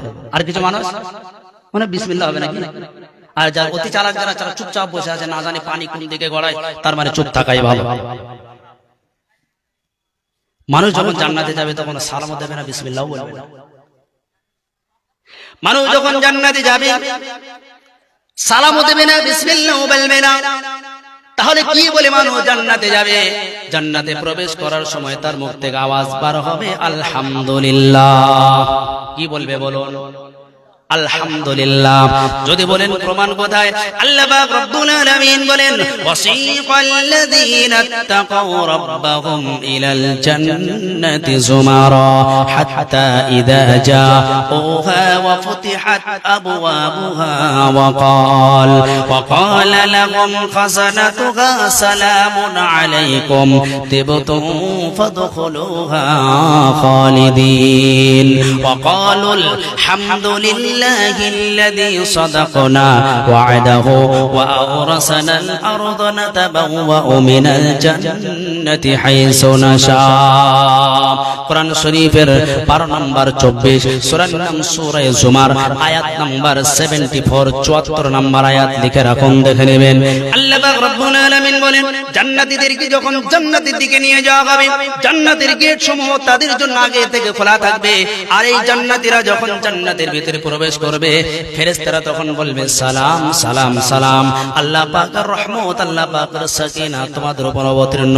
আর এই জান্নাতীরা যখন জান্নাতের ভিতরে প্রবেশ করবে প্রবেশ করার সঙ্গে সঙ্গে তারা বলবে ওয়াকালুল হামদুলিল্লাহ, তারা বলবে আলহামদুলিল্লাহিল্লাযী সাদাকানা ওয়া'দাহু ওয়া আওরাসানাল আরদা নাতাবাওয়াউ মিনাল জান্নাতি হাইসু নাশা। রব্বুল আলামিন আল্লাহ দুনিয়াতে তুমি যা কিছু ওয়াদা করেছিলে তোমার ওয়াদা মোতাবেক আমরা সব কিছু পেয়ে গেছি। জান্নাতে প্রবেশ করে আল্লাহর শুকরিয়া আদায় করবে আলহামদুলিল্লাহ। কি বলবে? আলহামদুলিল্লাহ। তাহলে সালাম দেন না, জান্নাত থেকে বার করে দেবে। ও বিসমিল্লাহ বললেও জান্নাত থেকে বার করে দেবে। কি বলবেন জান্নাতে ঢোকার সময়? আলহামদুলিল্লাহ। মুসলমান ভাইরা আমার আল্লাহ পাক রব্বুল আলামিন ওই জান্নাতে যাওয়ার জান্নাতে প্রবেশ করার তৌফিক দিন। জোরে বলুন আল্লাহুম্মা আমিন, জোরে বলুন আল্লাহুম্মা আমিন। মুসলমান ভাইরা আমার জান্নাতে যেতে গেলে কি করা লাগবে? তাহলে কাজগুলি করতে হবে কি হবে না? জোরে বলুন হবে কি হবে না? আল্লাহ পাক বলেন জান্নাতে যেতে গেলে দুইটা কাজে তোমাদের দায়িত্ব নিতে হবে। জোরে বলুন কয়টা? একটু আওয়াজ দিন, জোরে বলুন কয়টা? 2টা কাজের দায়িত্ব আল্লাহ পাক রব্বুল আলামিন নিতে বলতেছেন। 2টা কাজের দায়িত্ব তোমরা নাও। সেই 2টা কাজ কি? ফামাউ কানা ইয়ারজু লিকা রাব্বিহি ফালইআমাল আমালান সালিহা ওয়ালা ইউশরিক বিইবাদাতি রাব্বিহি আহাদা। কোরআন শরীফের 12 নম্বর 16 সূরার নাম সূরা কাহাফ, আয়াত নম্বর 110, একবার শেষের অংশ। আল্লাহ পাক বলেন, তোমরা যদি আমার সঙ্গে সাক্ষাৎ করতে চাও, আমার সঙ্গে তোমরা যদি দেখা করতে চাও কিয়ামতের ময়দানে, জাহান্নাম থেকে তোমরা যদি বাঁচতে চাও আর জান্নাত যদি লাভ করতে চাও, 2টা কাজের দায়িত্ব নাও। নাম্বার 1 হলো ফালিয়ামাল আমালান সালিহা, নেক কাজ করো, ভালো কাজ করো। 2 নম্বর দায়িত্বটি হলো ওয়ালা ইউশরিক বিইবাদাতি রাব্বিহি আহাদা, আমি আল্লাহর সঙ্গে কাউকে শরীক স্থাপন করা যাবে না। কি করা যাবে না? শিরকের গুনাহটা করা যাবে না। দায়িত্ব নিয়ে যাবে ইনশাআল্লাহ। জোরে বলুন, শিরকের গুনাহটা করব না, বলুন ইনশাআল্লাহ। জোরে বলুন ইনশাআল্লাহ। শিরকের গুনাহ ছাড়া আল্লাহ পাক সমস্ত গুনাহ maaf করে দিবেন। আল্লাহ পাক শিরকের গুনাহ আল্লাহ পাক maaf করবেন না। খবরদার আমরা শিরকের গুনাহটা করব না ইনশাআল্লাহ। আল্লাহ পাক আমাদেরকে হিদায়াত দান করবেন। হিদায়াত চাইতে হবে আল্লাহর কাছে, হিদায়াত চাইতে, আল্লাহ তুমি আমাকে সঠিক রাস্তায় তুমি পরিচালিত করো। ইহদিনাস সিরাতাল মুস্তাকিম, সঠিক রাস্তায় তুমি আমাকে চালিত করো, আমি যেন পথভ্রষ্ট না হয়ে যাই। আল্লাহ পাক বলেন, আমার বান্দারা যদি আমার কাছে চায়, আমার বান্দা যদি আমার দিকে 1 কদম এগিয়ে আসে, আমার বান্দার দিকে আমি 2 কদম এগিয়ে যাই। আমার বান্দা যদি আমাকে 1 বার ডাকে, আমার বান্দাকে আমি 10 বার ডাকি। আমার বান্দা যদি 1 বার আমাকে স্মরণ করে, আমি আমার বান্দাকে আমি 10 বার স্মরণ করি। আল্লাহ পাক এত ভালোবাসেন আমাদেরকে, এত মহব্বত করেন আমাদেরকে। সেই আল্লাহকে ছেড়ে আমরা কোথায় হাঁটছি? সে আল্লাহকে ছেড়ে, আল্লাহকে বলে আমরা কার পিছনে ছুটছি গো? মনে রাখবেন, শেষ ঠিকানা হবে এই আমার আপনার কবরস্থানে, শেষ ঠিকানা হবে। কেউ বাঁচাতে পারবে না, মৃত্যুর হাত থেকে কেউ রেহাই পাবে না। সেজন্য হিদায়াত চান, আল্লাহ তুমি আমাকে সঠিক রাস্তায় পরিচালনা করো, কোরআন হাদিস অনুযায়ী তুমি আমাকে দুনিয়াতে জীবন যাপন করার তৌফিক দান করো। আল্লাহ পাক বলছেন, হিদায়াতের মালিক হলাম আমি হিদায়াত দান করব। হিদায়াতের মালিক কে? যারা বলেন হিদায়াতের মালিক কে? আল্লাহ পাক রব্বুল আলামিন বলেন, ইন্নাকা লা তাহদি মান আহবাবতা ওয়ালাকিন্নাল্লাহা ইয়াহদি মান ইয়াশা। কোরআন শরীফের 12 নম্বর 20 সূরা নাম সূরা কাসাস, আয়াত নম্বর 56, 56 নম্বর আয়াত। আল্লাহ পাক রব্বুল আলামিন বলেন, ইন্নাকা লা তাহদি মান আহবাবতা ওয়ালাকিন্নাল্লাহা ইয়াহদি মান ইয়াশা। হিদায়াতের চাবিকাঠি হলো আমি আল্লাহ পাক রব্বুল আলামিনের কাছে। আমি আল্লাহ পাক রব্বুল আলামিন যাকে চাইবো, যাকে ইচ্ছা করব, তাকে হিদায়াত আমি আল্লাহ পাক দান করে দেব। হিদায়াতের চাবিকাঠি হলো আল্লাহর কাছে। আল্লাহ পাক রব্বুল আলামিন ইচ্ছা করলে একজন কাফেরকে হিদায়াত দান করতে পারেন, পারেন কি পারেন? জোরে বলো, পারেন কি পারেন? আল্লাহ পাক ইচ্ছা করলে একজন ইহুদিকে হিদায়াত দান করতে পারেন, খ্রিস্টানকে হিদায়াত দান করতে পারেন। এটা আল্লাহ পাকের ব্যক্তিগত ব্যাপার। ছোট্ট একটি ঘটনা আমি আপনাদেরকে শোনাই, বুঝতে পারবেন। আব্দুল্লাহ ইবনে মুবারক একজন বিখ্যাত আলেম, বিখ্যাত বুজুর্গ ব্যক্তি, বিখ্যাত মুফাসসির, বিখ্যাত মুহাদ্দিস, রাবি হিসেবে যার নাম এসেছে আব্দুল্লাহ ইবনে মুবারক রাহমাতুল্লাহ আলাইহি। বুখারী শরীফ, মুসলিম শরীফ, আবু দাউদ, তিরমিজি, সিয়াসিত্তা কিতাবের ভিতরে রাবি হিসাবে, রাবি মানে বর্ণনাকারী, হাদিস বর্ণনাকারী হিসাবে যার নাম এসেছে আব্দুল্লাহ ইবনে মুবারক রাহমাতুল্লাহ আলাইহি। আব্দুল্লাহ ইবনে মুবারক রাহমাতুল্লাহ আলাইহি তিনি তিনার জীবনী লিখেছেন, তিনার একটি কিতাব, কিতাবটির নাম হলো বুস্তামুল মুহাদ্দিসিন। এই বুস্তামুল মুহাদ্দিসিন এই কিতাবের ভিতরে তিনি তিনার জীবনী লিখেছেন। আমি আমার জীবনে, প্রথম জীবনে বড় মুহাদ্দিস আমি ছিলাম না, বড় পণ্ডিত মানুষ আমি ছিলাম না, আমি বিরাট রাবি ছিলাম না। আমি আমার জীবনী লিখতেছি কিতাবুল বুস্তামুল মুহাদ্দিসিন, এই কিতাবের ভিতরে তিনি তিনার জীবনী লিখেছেন। আব্দুল্লাহ ইবনে মুবারক রাহমাতুল্লাহ আলাইহি বলছেন, আমার প্রথম জীবনে দুনিয়াতে এমন কোন খারাপ কাজ নেই যে আমি করি নাই। মদ পান থেকে শুরু করে, জুয়া থেকে শুরু করে, লটারি থেকে শুরু করে, নারী থেকে শুরু করে সব কিছু পাপ, বড় বড় কাবিরা গুনাহ পাপ আমার দ্বারা হয়ে গেছে। আমি একদিন আমার বন্ধু বান্ধবদেরকে ডাক দিলাম। বড় আমার বিরাট আঙ্গুরের বাগান ছিল, আপেলের বাগান ছিল। আমি আমার বন্ধু বান্ধবদেরকে ডাক দিলাম। ডাক দেওয়ার পরে আমি একটা পার্টি ডাকলাম, মাহফিল ডাকলাম। আমি একটা পার্টি ডাকলাম আমার বাগানের ভিতরে, আঙ্গুরের বাগানের ভিতরে, বন্ধু বান্ধবদেরকে দাওয়াত করলাম, রাতের বেলায় পার্টি হবে। আমরা সকলে একত্রিত হয়ে মদ পান করলাম, মদ পান করেছি। আব্দুল্লাহ ইবনে মুবারক বিখ্যাত একজন মুহাদ্দিস, বিখ্যাত একজন মুফাসসির, রাবি হিসাবে যার নাম এসেছে আব্দুল্লাহ ইবনে মুবারক, তিনি বলছেন আমার জীবনী। আব্দুল্লাহ ইবনে মুবারক বলছেন সকলে মদ পান করেছি, রজনী রাত, চাঁদনি রাত, সুন্দর গভীর রজনীতে সকলে আমরা মদ পান করেছি। মদ পান করার পরে আমি ফুল লোডিং করে মদ পান করেছি। এরপরে আমি বেহুশ হয়ে গেলাম, আমার কোনো হুঁশ নাই, এত মদ আমি পান করেছি। আমি বেহুশ হয়ে গেলাম। বেহুশ অবস্থায় আমি স্বপ্নের মাধ্যমে দেখতে পেলাম যে আমার আঙ্গুরের বাগানে, আপেলের বাগানে একটি পাখি আসলো। একটা পাখি এসে স্বপ্নের মাধ্যম দিয়ে একটি কোরআন শরীফের আয়াত আমাকে শুনিয়ে দিয়ে গেল। আব্দুল্লাহ ইবনে মুবারক রাহমাতুল্লাহ আলাইহি বেহুশ অবস্থায় আছেন, ঘুমন্ত অবস্থায় আছেন। স্বপ্নের মাধ্যমে দেখতে পেলেন তার আঙ্গুরের বাগানে একটি পাখি আসলো। এই পাখিটা এসে তার আঙ্গুরের একটি গাছের ডালে বসলো। বসার পরে ওই পাখিটা একটি কোরআন শরীফের আয়াত পড়ে, আলাম ইয়ানি লিল লাযীনা আমানু আন তাখশা কুলুবুহুম লিযিকরিল্লাহ। কোরআন শরীফের পারা নম্বর 27, সূরার নাম সূরা হাদীদ, আয়াত নম্বর 16। আল্লাহ পাক রব্বুল আলামিন বলেন, আলাম ইয়ানি লিল লাযীনা আমানু আন তাখশা কুলুবুহুম লিযিকরিল্লাহ। এই আয়াতটা যেন পাখিতে আব্দুল্লাহ ইবনে মুবারক রাহমাতুল্লাহ আলাইহিকে শুনিয়ে দিল। আব্দুল্লাহ ইবনে মুবারক রাহমাতুল্লাহ আলাইহির ঘুম ভেঙে গেল। হঠাৎ করে ঘুম ভাঙার পরে তিনি বলছেন, আমার পাশে একটি তবলা ছিল, একটি হারমোনি ছিল, একটা বাদ্যযন্ত্র ছিল। এই হারমোনিটা নিয়ে, তবলাটা নিয়ে বাজাতে আমি শুরু করে দিয়েছি। বাজাতে যখন শুরু করে দিলাম, হারমোনির ভিতর থেকে প্রথমে কোনো আওয়াজ বার হলো না। দ্বিতীয়বারে চেষ্টা করলাম, কোনো আওয়াজ বার হলো না। তৃতীয়বারে চেষ্টা করলাম। এইভাবে করে কয়েকবার চেষ্টা প্রচেষ্টা চালানোর পরে, নাটগুলি প্যাঁচগুলি ঠিকঠাক করার পরে আমি এবার যখন বাজাতে, যখন হারমোনিটা যখন বাজাতে শুরু করে দিলাম, এই হারমোনির ভিতর থেকে, তবলার ভিতর থেকে একটি আওয়াজ, আয়াত বার হতেছে। ওই যে আয়াতটা আমাকে পাখিতে স্বপ্নের মাধ্যম দিয়ে শুনিয়েছিল, ওই আয়াতটা যেন হারমোনির ভিতর থেকে বাজতে শুরু হয়ে গেছে। আলাম ইয়ানি লিল্লাযীনা আমানু আন তাখশা কুলুবুহুম লিযিকরিল্লাহ। আব্দুল্লাহ ইবনে মুবারক রাহমাতুল্লাহ আলাইহি আশ্চর্য হয়ে গেলেন, কি বাবা, ঘুমের মাধ্যম দিয়ে, স্বপ্নে পাখির মাধ্যম দিয়ে আল্লাহ পাক এই আয়াত আমাকে শোনাচ্ছে। হারমোনিটা বাজাতে শুরু করলাম, আবার হারমোনির ভিতর থেকে বাজনা বার হবে তা নয়, কোরআন শরীফের আয়াত বার হতেছে। কারণটা কি? সঙ্গে সঙ্গে তিনি একটা মাদ্রাসায় চলে গেলেন। মাদ্রাসার আলেমদেরকে বললেন, হুজুর, আমার জীবনে এই এই কাহিনী ঘটে গেছে। স্বপ্নে পাখি দিয়েছে, আমাকে আয়াত শুনিয়ে যায়। আমার পাশে হারমোনি ছিল, হারমোনিটা বাজাতে শুরু করলাম। হারমোনির ভিতর থেকে কোরআন শরীফের আয়াত বার হচ্ছে, আলাম ইয়ানি লিল্লাযীনা আমানু আন তাখশা কুলুবুহুম লিযিকরিল্লাহ। এই আয়াতের ব্যাখ্যা কি? আল্লাহ পাক আমাকে কি বলতে চান? এই আয়াতের ব্যাখ্যা বলে দিন, আয়াতের অর্থ বলে দিন। আব্দুল্লাহ ইবনে মুবারক রাহমাতুল্লাহ আলাইহি আলেমরা বলে দিলেন, আলাম ইয়ানি লিল্লাযীনা আমানু আন তাখশা কুলুবুহুম লিযিকরিল্লাহ। এই আয়াতের অর্থ হলো, এই আয়াতের তাফসীর হলো, আল্লাহ পাক রব্বুল আলামিন বলতে যাচ্ছেন, ওগো দুনিয়ার মানুষ, এখনো কি তোমাদের আল্লাহকে জিকির করার জন্য, আল্লাহর স্মরণ করার জন্য, আল্লাহকে ভালোবাসার জন্য এখনো কি তোমাদের সময় হয়নি? আল্লাহ পাকের জিকির করার জন্য, আল্লাহকে স্মরণ করার জন্য এখনো কি তোমাদের সময় হয়নি?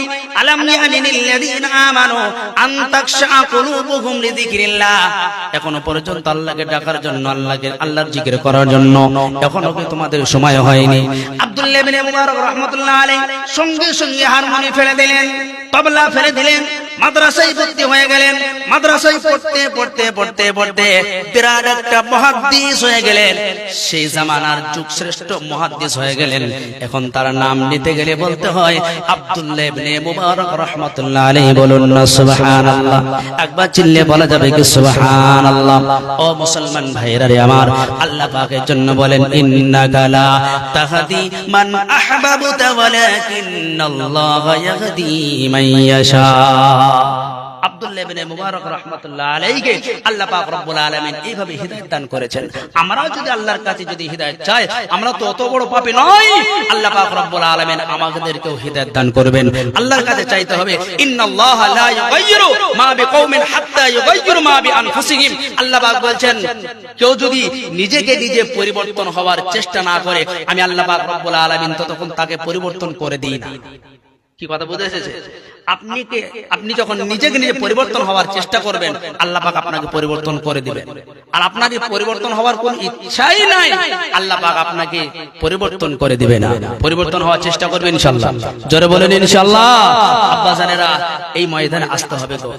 আজ হয়তো আমরা নিজে পায়ে হেঁটে এসেছি, আজ আমরা নিজে দুপুরবেলায় গোসল করেছি, নিজে হাতে জামা কাপড় পরেছি। এমন একটা দিন আসবে, এই ময়দানে আমি আপনি পায়ে হেঁটে আসতে পারবো না, অন্যের কাঁধে ভর করে আমাকে আপনাকে আসতে হবে। নিজ হাতে আজ যেমন গোসল করেছি, এমন একটি দিন আমার আপনার জীবনে আসবে, নিজ হাতে আমি আপনি গোসল করতে পারবো না, অন্যের হাতে আমাকে আপনাকে গোসল করিয়ে দেওয়া হবে।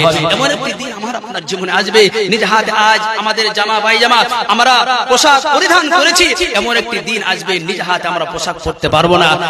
অথচ আল্লাহ পাক রব্বুল আলামিন এমন পোশাক, এমন একটি দিন আমার আপনার জীবনে এনে দিবেন, এই পোশাকটা অন্যের হাত দিয়ে খুলে নেওয়া হবে, অন্যের হাত দিয়ে খুলে নেওয়া হবে।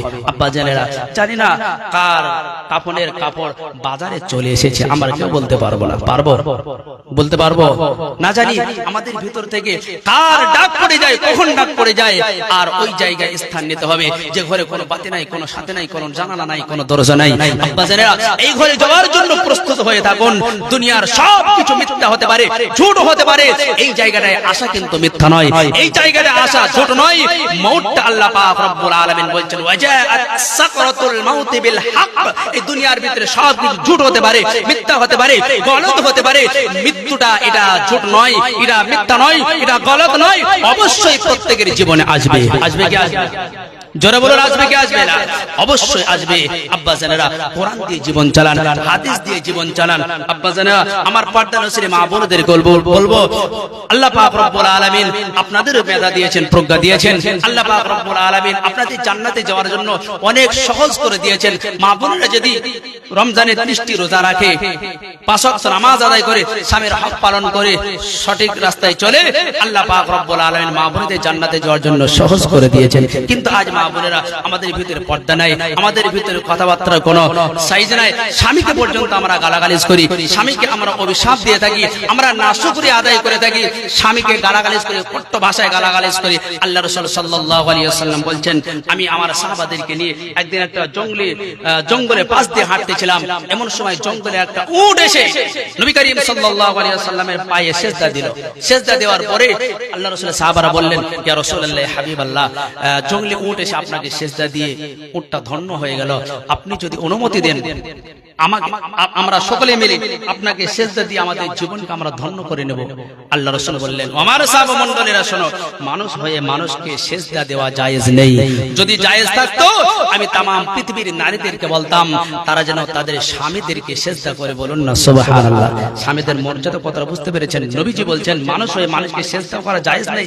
যদি জায়েজ থাকতো, আমি तमाम পৃথিবীর নারীদেরকে বলতাম, তারা যেন তাদের স্বামীদেরকে সিজদা করে। আজ মা বোনেরা স্বামীর নাশুকরিয়া বেশি আদায় করে, স্বামীরা স্বামীদেরকে খোঁটা দেয়।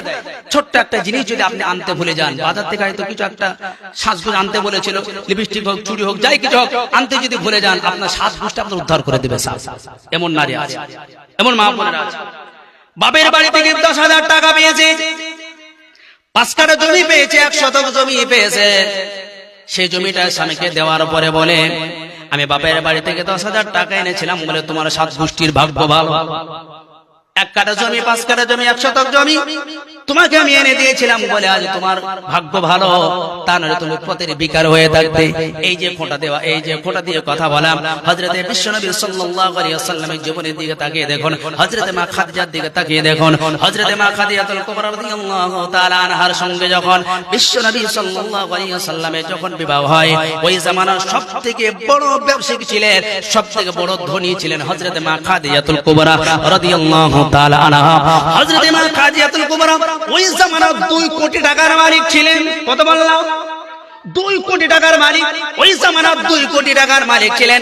নবী সাল্লাল্লাহু আলাইহি ওয়াসাল্লামকে স্বামী রূপে যখন গ্রহণ করে নিলেন, সমস্ত সম্পদ তিনি স্বামীর কদমের নিচে দিয়ে দিলেন আর বললেন, ইসলামের জন্য আমি দান করে দিলাম। স্বামী গো, আমার সেই সম্পত্তির মালিক আমি আপনারে বানিয়ে দিলাম। শেষ পর্যন্ত হযরত মা খাদিজাতুল কুবরা জীবনের শেষ মুহূর্ত পর্যন্ত ছেঁড়া জামা পোশাক পরেছেন, তালি দেওয়া পোশাক পরেছেন, এরপরেও কোনোদিন বলেননি হাবিব এত কোটি টাকার সম্পত্তি আমি আপনারে দান করলাম, এরপরে ছেঁড়া কাপড় পরে আমাকে জীবন যাপন করতে হয়েছে, এ কথা আজও কোনোদিন নবী করিম সাল্লাল্লাহু আলাইহি ওয়াসাল্লামকে মা খাদিজা তেনার জীবদ্দশায় বলেননি। আর আপনি 10টা টাকা দিয়ে, 2000 টাকা দিয়ে, 5000 টাকা দিয়ে 7 বল আপনি খোঁটা দেন, 7 বল আপনারা খোঁটা দিয়ে থাকেন। আর মা বোনেরা আর একটা জিনিস সব থেকে বেশি, এরা গীবত করতে খুব ভালোবাসে। 2-4টে মেয়ে যদি এক জায়গায় থাকে, দেখবেন গোটা অঞ্চলের খবর, গোটা গ্রামের খবর, গোটা মহল্লার খবর ওদের কাছে থাকে। কি করে যে পায় আল্লাহ জানে, আমরা বলতে পারবো না। আপনাকে বলতে পারবেন? আপনাকে বলতে পারবেন না। ওরা ঠিক পেয়ে যায় কার সঙ্গে কে চলে গেছে, কার সঙ্গে থাকে, কি করে সব ওরা জানে। 1 পৃষ্ঠা কোরআন শরীফ পড়বে না, 1 পৃষ্ঠা হাদিস পড়বে না, একটু তাসবিহ তাহলিল করবে না, গীবত পেলে এরা বাস সারা দিন কাটিয়ে দেবে। গীবত না করলে যেন মনে তৃপ্তি পায় না এরা। কিভাবে চলতে হবে? আমি একটা মায়ের ঘটনা বলি, একটা বুড়িমার ঘটনা বলি। সেই মেয়েটার জীবনী কেমন, সে মেয়েটার জীবনী কেমন, আর আমাদের ঘরের মা বোনদের জীবনী কেমন। ওই যে আব্দুল্লাহ ইবনে মুবারক রাহমাতুল্লাহ আলাইহির ঘটনা আমি আপনাদের শোনাচ্ছিলাম। তিনি তেনার এই কিতাবের ভিতরে এই ঘটনাটি বর্ণনা করেছেন। আব্দুল্লাহ ইবনে মুবারক রাহমাতুল্লাহ আলাইহি তিনি বলছেন, আমার জীবনে একজন অত্যন্ত আদর্শ, অত্যন্ত সুন্দরী এবং অত্যন্ত কোরআন মান্যওয়ালা একজন নারীকে আমার জীবনে আমি দেখেছি। আব্দুল্লাহ ইবনে মুবারক রাহমাতুল্লাহ আলাইহি বলছেন, আমি একদিন সফরে বার হলাম। সফরে বার হওয়ার পরে মাসটা ছিল হজের মাস। কি মাস ছিল? মাসটা ছিল হজের মাস।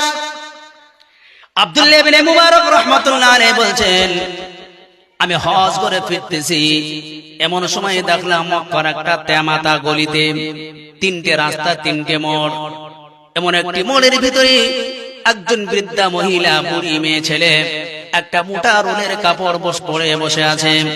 আব্দুল্লাহ ইবনে মুবারক রাহমাতুল্লাহ আলাইহি বুড়িমার কাছে গেলেন। যাওয়ার পরে সর্বপ্রথম বললেন, নবীজি বলেছেন একজন মুসলমান আর একজন মুসলমানের সঙ্গে যদি সাক্ষাৎ হয়, যদি দেখা হয়, সর্বপ্রথম তোমরা সালাম করবে। কি করবে? তাহলে আমাদের এখান থেকে শিক্ষা নিতে হবে, আপনি একজন মুসলমান আর একজন মুসলমানের সঙ্গে সাক্ষাৎ হলে সর্বপ্রথম আমাদের কর্তব্য হবে সালাম দেওয়া। আব্দুল্লাহ ইবনে মুবারক রাহমাতুল্লাহ আলাইহি বলছেন, আমি যখন বুড়িমার কাছে গেলাম, বুড়িমার কাছে গিয়ে আমি সর্বপ্রথম সালাম দিলাম, আসসালামু আলাইকুম। আচ্ছা বলুন তো, আমি যদি আপনাদেরকে সালাম দিই, তাহলে সালামের জবাব আপনারা কিভাবে দিবেন? ওয়া আলাইকুমুস সালাম, এটাই তো বলবেন নাকি? ওয়া আলাইকুমুস সালাম। আব্দুল্লাহ ইবনে মুবারক বলছেন, আমি যখন বুড়িমাকে যখন সালাম দিলাম, সালাম দেওয়ার সঙ্গে সঙ্গে বুড়িমা সাধারণভাবে সালামের জবাব না দিয়ে বুড়িমা সালামের জবাব দিলেন পবিত্র কোরআন থেকে, সালামুন কাওলাম মির রাব্বির রহিম। কোরআন শরীফের পারা নম্বর 23, সূরা ইয়াসিন আয়াত নম্বর 58, 58 নম্বর আয়াত। আব্দুল্লাহ ইবনে মুবারক রাহমাতুল্লাহ আলাইহি তিনি বলছেন, আমি আশ্চর্য হয়ে গেলাম, আজ পর্যন্ত কোরআন থেকে সালামের জবাব কেউ দেয় নাই। এই বুড়িমা, বৃদ্ধা মহিলা, বুড়ি মেয়ে ছেলে কেমন করে কোরআন শরীফ থেকে আমার সালামের জবাব দিলেন, আমি আশ্চর্য হয়ে গেলাম। আব্দুল্লাহ ইবনে মুবারক রাহমাতুল্লাহ আলাইহি বিখ্যাত মুহাদ্দিস, বিখ্যাত একজন আলেম, কোরআনের আয়াত বুড়িমা যা পড়ছেন সঙ্গে সঙ্গে মানে মতলব তিনি সব বুঝতে পারছেন।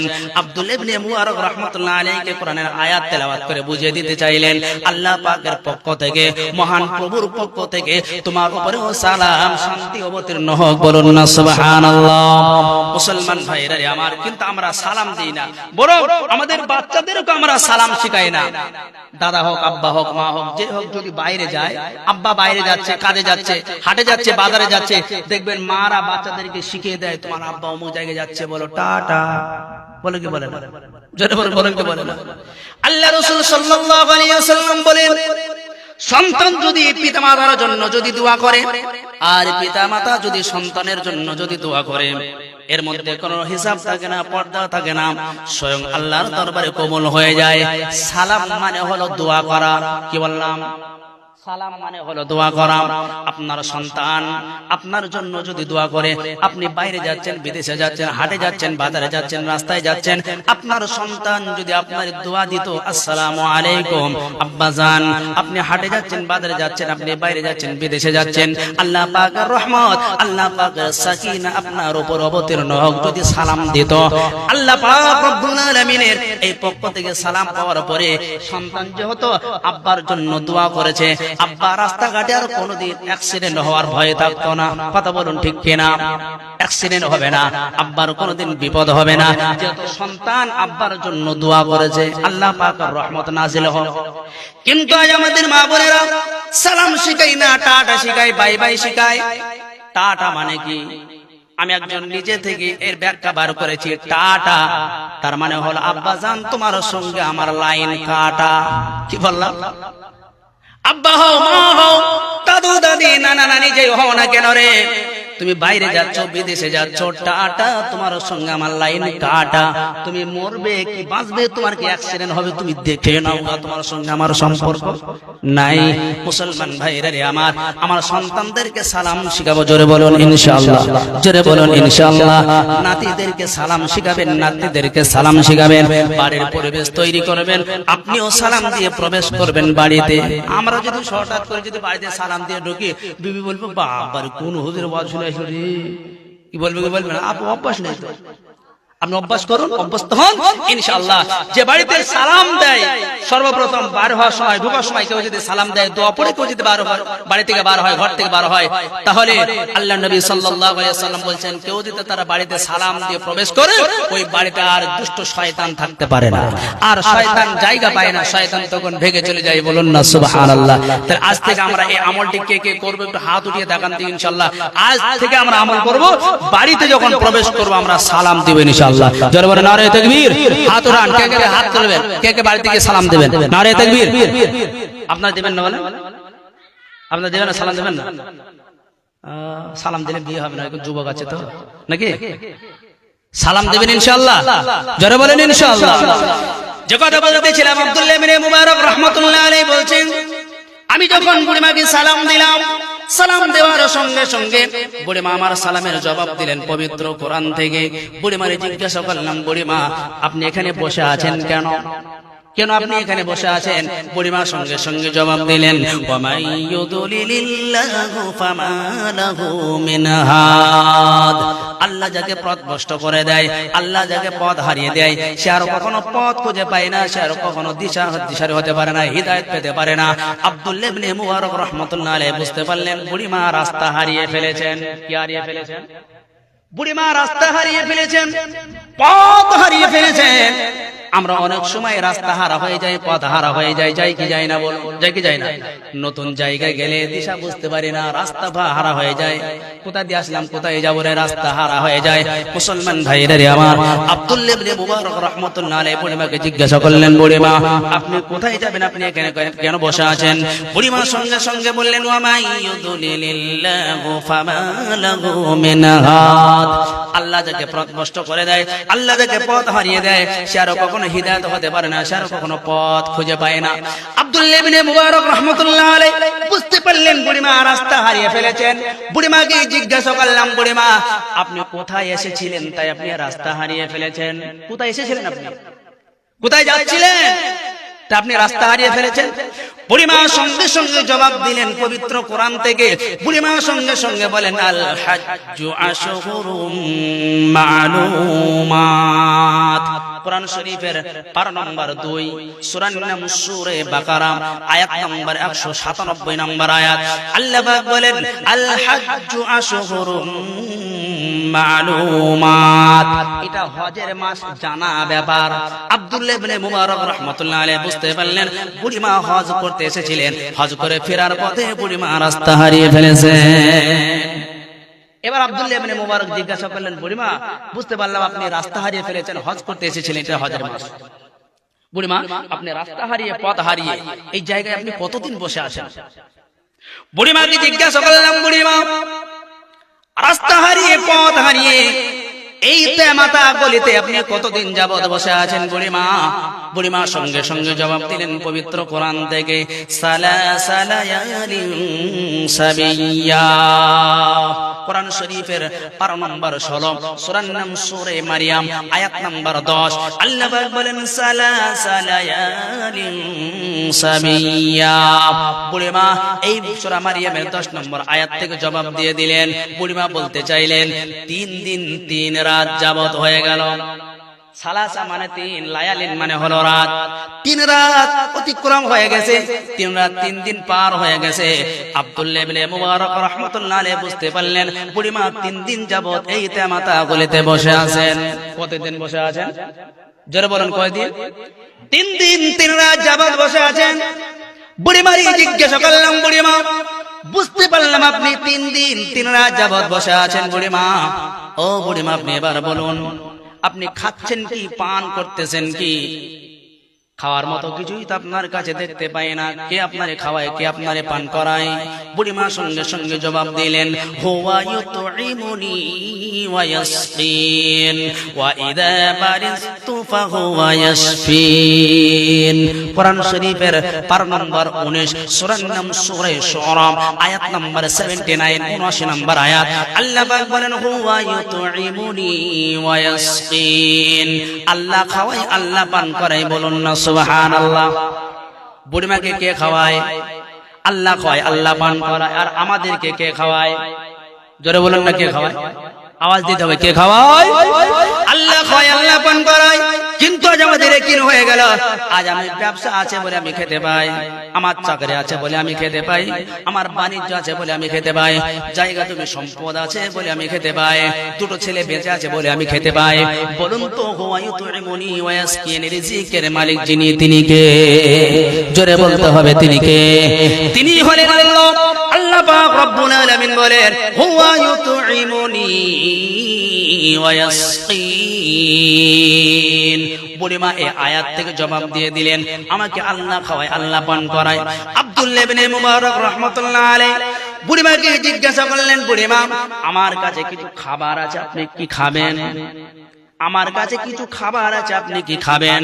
বুড়িমা সঙ্গে সঙ্গে জবাব দিলেন, সুম্মা আতিমুস সিয়ামা ইলাল লাইল। রোজাকে তোমরা রাত্রি পর্যন্ত পুরাপুরি করো।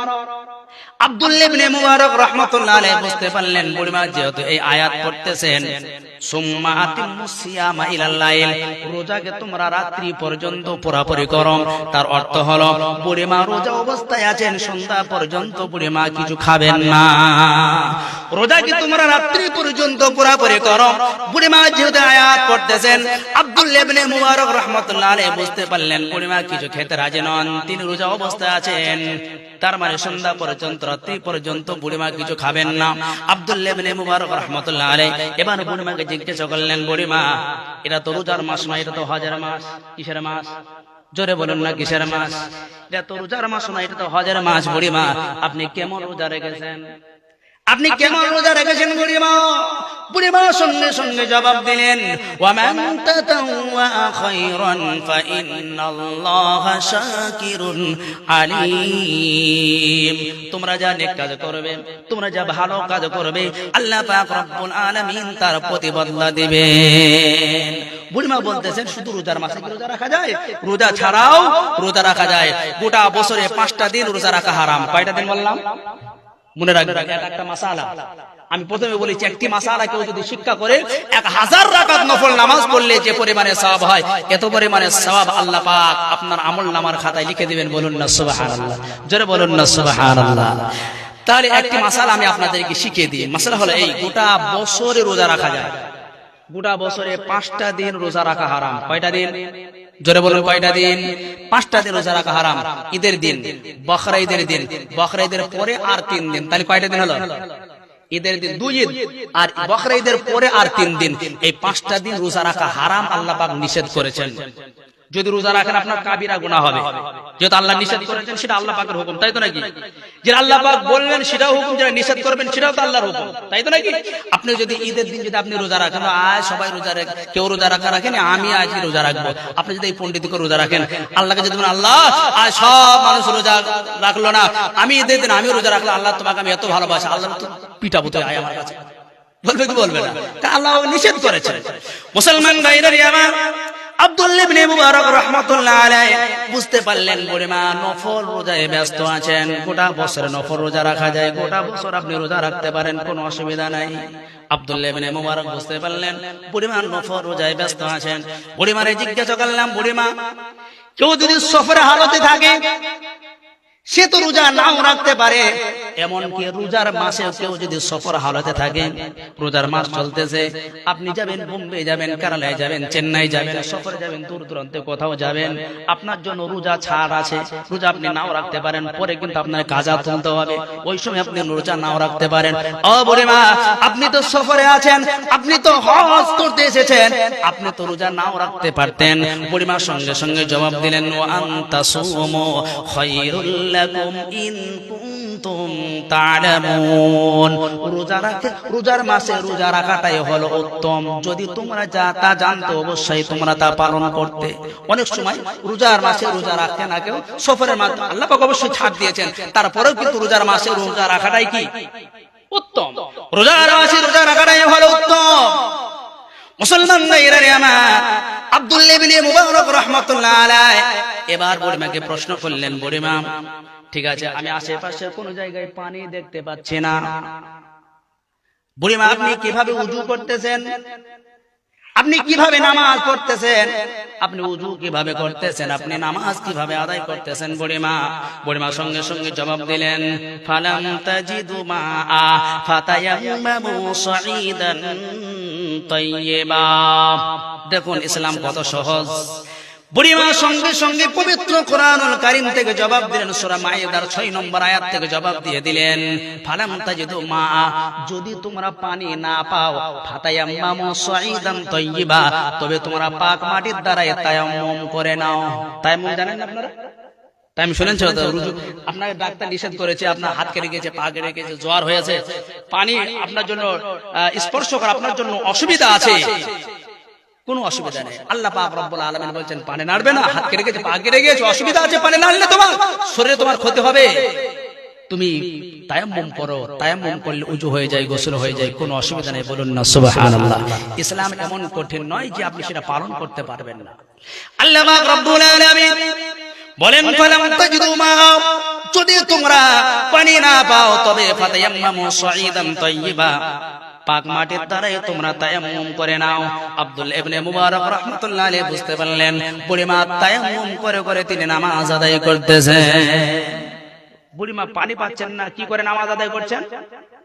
তায়াম্মুম করে। আর আমরা একটু যদি বলে, ডাক্তার যদি বলে পানি একটু কম নাড়বে, তো আমরা নামাজ আর পড়বো না। কি কথা ঠিক বললাম না ভুল বললাম? নামাজই পড়বো না, একটু জ্বর হয়েছে গো, ডাক্তার পানি নাড়তে নিষেধ করেছে, এতে দুদিন নামাজকে আমি ছুটি দিয়েছি। বুড়িমা কি বলছেন? আমি খেতে পাচ্ছি না, পান করার জন্য পাচ্ছি না, তো আল্লাহ পাক তো সুবিধা দিয়েছেন, ফালাম তাজিদু মা, যদি তোমরা পানি না পাও, তবে ফাতায়াম্মামু সাঈদান তাইয়্যিবা, পাক মাটির দ্বারা তোমরা তায়াম্মুম করে নাও। মুসলমান ভাইরা আমার, আব্দুল্লাহ ইবনে মুবারক রাহমাতুল্লাহ আলাইহি বুড়িমানি জিজ্ঞাসা করলেন, বুড়িমা বুঝতে পারলাম আপনি তায়াম্মুম করে করে নামাজ আদায় করতেছেন, ও বুড়িমা আপনি কি এখানে বসে থাকবেন, আপনার গন্তব্যস্থল পর্যন্ত আপনি যেতে চান? ও বুড়িমা এবার আপনি জবাব দিন, আপনি কোথায় যেতে চান? বুড়িমা সঙ্গে সঙ্গে জবাব দিলেন, সুবহানাল্লাযী আসরা বিআবদিহি লাইলান মিনাল মাসজিদিল হারামি ইলাল মাসজিদিল আকসা। কোরআন শরীফের পারা নম্বর 15, সূরার নাম সূরা বনী ইসরাঈল, আয়াত নম্বর 1, পৃষ্ঠা নম্বর 1, লাইন নম্বর 1। আল্লাহ পাক রব্বুল আলামিন বলেন, সুবহানাল্লাযী আসরা বিআবদিহি লাইলান মিনাল মাসজিদিল হারামি ইলাল মাসজিদিল আকসা। আল্লাহ পাকের পবিত্রতা বর্ণনা করি যে আল্লাহ পাক রব্বুল আলামিন তার হাবিবকে রাতের একটি অংশতে মসজিদ হারাম থেকে নিয়ে আকসা পর্যন্ত ইসরা করিয়ে নিয়েছিলেন, ভ্রমণ করিয়ে নিয়েছিলেন। আব্দুল্লাহ ইবনে মুবারক রাহমাতুল্লাহ আলাইহি বুঝতে পারলেন বুড়িমা বাইতুল্লাহ কাবা শরীফ পর্যন্ত বুড়িমা যেতে চাই। আব্দুল্লাহ ইবনে মুবারক রাহমাতুল্লাহ আলাইহি বুড়িমারে জিজ্ঞাসা করলেন, বুড়িমা আপনার কি বিয়ে শাদী হয়েছে? জিজ্ঞাসা করলেন কি আপনার কি বিয়ে শাদী হয়েছে, আপনার কি সন্তান আদি আছে, আপনার কি ছেলে পেলে আছে? বুড়িমা সঙ্গে সঙ্গে জবাব দিলেন, আল মালু ওয়াল বানুনা জিনাতুল হায়াতিদ দুনিয়া। কোরআন শরীফের 12 নম্বর 15 সূরার নাম সূরা কাহাফ, আয়াত নাম্বার 46 46 নম্বর আয়াত। আল্লাহ পাক বলেন, আল মালু ওয়াল বানুনা জিনাতুল হায়াতিদ দুনিয়া। আল্লাহ পাক রব্বুল আলামিন এই পৃথিবীর বুকে যা কিছু আল্লাহ পাক পাঠিয়েছেন, টাকা পয়সা সোনা দানা সন্তান সন্ততি, দুনিয়ার বুকে যা কিছু আল্লাহ পাক পাঠিয়েছেন শুধুমাত্র দুনিয়াটাকে সাজানোর জন্য। আব্দুল্লাহ ইবনে মুবারক রাহমাতুল্লাহ আলাইহি বুঝতে পারলেন বুড়িমার সন্তানাদি আছে, টাকা পয়সা অর্থ করে সবকিছু আছে। বুড়িমারে জিজ্ঞাসা করলেন, বুড়িমা আপনার ছেলে পিলে কটা? বুড়িমা বললেন, সালাসা, মানে 3টে ছেলে। কয়টি ছেলে? জোরে বলেন না, কয়টি ছেলে? আপনার পিছন থেকে আওয়াজ দিচ্ছেন, আপনাদের কি ঘুম পাচ্ছে? পিছনের মানুষ কিন্তু ঘুমাচ্ছে। আপনারা কি আমার উপরে বেজার হয়েছেন, রাগ করেছেন আমার উপরে? আপনাদের সাথে আমি গন্ডগোল করি না, চুপ করে বসে তাহলে কি ভালো লাগে? আপনি একটু হ্যাঁ হো দেবেন, তবে তো আমার একটু জোশ হবে, ভালো লাগবে। আপনারা আমার কথা বুঝছেন। আমি একাই বকে যাব, আপনারা চুপচাপ বসে থাকবেন, প্রয়োজন মিটবে না। একটা গই গ্রামের মেয়ে, বুঝলেন, জীবনে মোবাইল ফোন দেখেনি, মোবাইল ফোন জীবনে কোনোদিন দেখেনি। তার স্বামী একটা মোবাইল ফোন কিনে এনেছে। স্বামী এবার বিবিকে বলছে, বিবি এদিকে একটা মোবাইল নিয়ে এসেছে, কি হবে? তো এটা কথা বলা হয়। তা বিবি বলছে, আচ্ছা কথা বলা হয়। এখন স্বামী মোবাইলটা এখন বাড়িতে রেখে বাজারে চলে গেছে। গই গ্রামের মেয়ে জীবনে কোনোদিন মোবাইলে কথা বলেনি, কোনোদিন ফোন রিসিভ করেনি। স্বামী গিয়েছে বাজারে, এখন মোবাইল ফোনে এখন ফোন এসেছে, ক্রিং ক্রিং করে মোবাইলটা বেজে উঠেছে। বিবি এবার হাতে নিয়ে কি করে ধরতে হয়, কি রিসিভ করতে, তাও তো কোনোদিন জানে না। যেমন তেমন করে হোক টিপা করতে করতে ওই সবুজ বোতামের ডাব পড়ে গেছে, ফোনটা রিসিভ হয়ে গেছে। রিসিভ যখন হয়েছে, কানে ধরেছে। এবার কানে ধরার পরে ওদিক থেকে বলছে হ্যালো। ফোন রিসিভ করার পরে সর্বপ্রথম আওয়াজ কি দেয়? হ্যালো, তাই তো বলে নাকি? আসলে হ্যালো বলা তো বলছেন না, আমরা যদি মুসলমান যদি হয় আমরা সালাম দেবো, সর্বপ্রথম কি দেবো? সালাম। কিন্তু আজ আমরা হ্যালোই বলি। এবার মেয়েটা যখন রিসিভ করে যে ফোনটা, ওদিকে বলতেছে হ্যালো। মেয়েটা তখন মনে করছে আমাকে একটু হিলতে বলছে, হিলা বোঝাম তো, হিলা, একটু হিলে দাঁড়িয়ে গিয়েছে মেয়েটা। ওদিক থেকে বলছে হ্যালো, আবার একটু হিলে দাঁড়িয়ে গিয়েছে, আবার বলছে হ্যালো, আবার একটু হিলে দাঁড়িয়েছে। মেয়েটা তখন শেষে বলছে, হিলতে হিলতে আর কত দূর যাবো, আমার তো দেয়ালে পিঠ থেকে গেল। আচ্ছা বলেন, একদিক থেকে হ্যালো বলবে আর এ শুধু হিলেই যাবে, এদের প্রয়োজন মিটবে? আরে বলেন, জোরে বলেন, প্রয়োজন মিটবে? প্রয়োজন মিটবে না। আমি একাই বকে যাবো, আপনারা বোকার মতো চুপচাপ বসে থাকবেন, প্রয়োজন মিটবে? আমি আপনাদেরকে এখন হেলো করবো, আপনারা একটু হেলো করবেন, করবেন ইনশাআল্লাহ? আর জোরে বলেন ইনশাআল্লাহ। চুপচাপ বসে থাকলে হবে না, তাহলে ভালো লাগবে না। আপনারা নারে তাকবীর যখন বলবো, সুবহানাল্লাহ আলহামদুলিল্লাহ শব্দগুলি একটু আওয়াজ দিবেন, আল্লাহ পাকের আরশ পর্যন্ত যেন পৌঁছে যায়। তো সওয়াবের উদ্দেশ্যে আমরা এখানে বসেছি, তাই তো নাকি?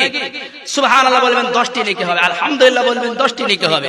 তাহলে এত নগদ টাটকা নেকিগুলি সওয়াবগুলি আমরা ছেড়ে দেব কেন? জোরে বলেন ইনশাআল্লাহ। বলবো, জোরে বলেন ইনশাআল্লাহ। যে কথা বলতেছিলাম, আব্দুল্লাহ ইবনে মুবারক রাহমাতুল্লাহ আলাইহি বুড়িমারে জিজ্ঞাসা করলেন, বুড়িমা আপনার ছেলে পিলে কটা? বুড়িমা বললেন সালাসা, মানে 3টে ছেলে। কয়টি বললাম? জোরে বলুন না, কয়টি? বুড়িমা বলতেছেন আমার 3টে ছেলে। আব্দুল্লাহ ইবনে মুবারক রাহমাতুল্লাহ আলাইহি বললেন, বুড়িমা বুঝলাম আপনার 3টে ছেলে, আপনার ছেলেদের নাম কি? আপনার ছেলেদের নাম কি? দেখুন বুড়িমা তার ছেলেদের নাম রেখে দিয়েছে কত সুন্দর করে। আমাদের ছেলেদের নাম রেখে দিয়ে আমরা এন্টু সেন্টু ভেন্টু ঘন্টু ঝন্টু, এমন নাম আছে না নাই? আর জোরে বলুন আছে না নাই? কোরআন হাদিসে এত সুন্দর সুন্দর নাম থাকতে, আব্দুর রহমান, আব্দুর রহিম, আব্দুল সত্তার, আব্দুল গফফার, এই সমস্ত নাম থাকতে এন্টু ঘন্টু সেন্টু মিন্টু ঝন্টু, এই সমস্ত নাম মুসলমান রেখে দেয় কিনা বলো? আব্দুল্লাহ ইবনে মুবারক রাহমাতুল্লাহ আলাইহি বুড়িমাকে জিজ্ঞাসা করলেন, বুড়িমা আপনার নাম্বার ছেলে পিলে কয়টা? বুড়িমা বললেন সালাসা। বুড়িমা বললেন, বুড়িমা আব্দুল্লাহ ইবনে মুবারক বললেন, বুড়িমা আপনার ছেলে পিলের নামগুলি বলুন। বুড়িমা তার আগের থেকে তার ছেলেদের নামগুলি রেখে দিয়েছে পবিত্র কোরআন থেকে। তাই বুড়িমা ছেলেদের নামগুলি পবিত্র কোরআন থেকে বলতে শুরু করে দিয়েছে। ওয়া কাল্লামাল্লাহু মূসা তাকলিমা।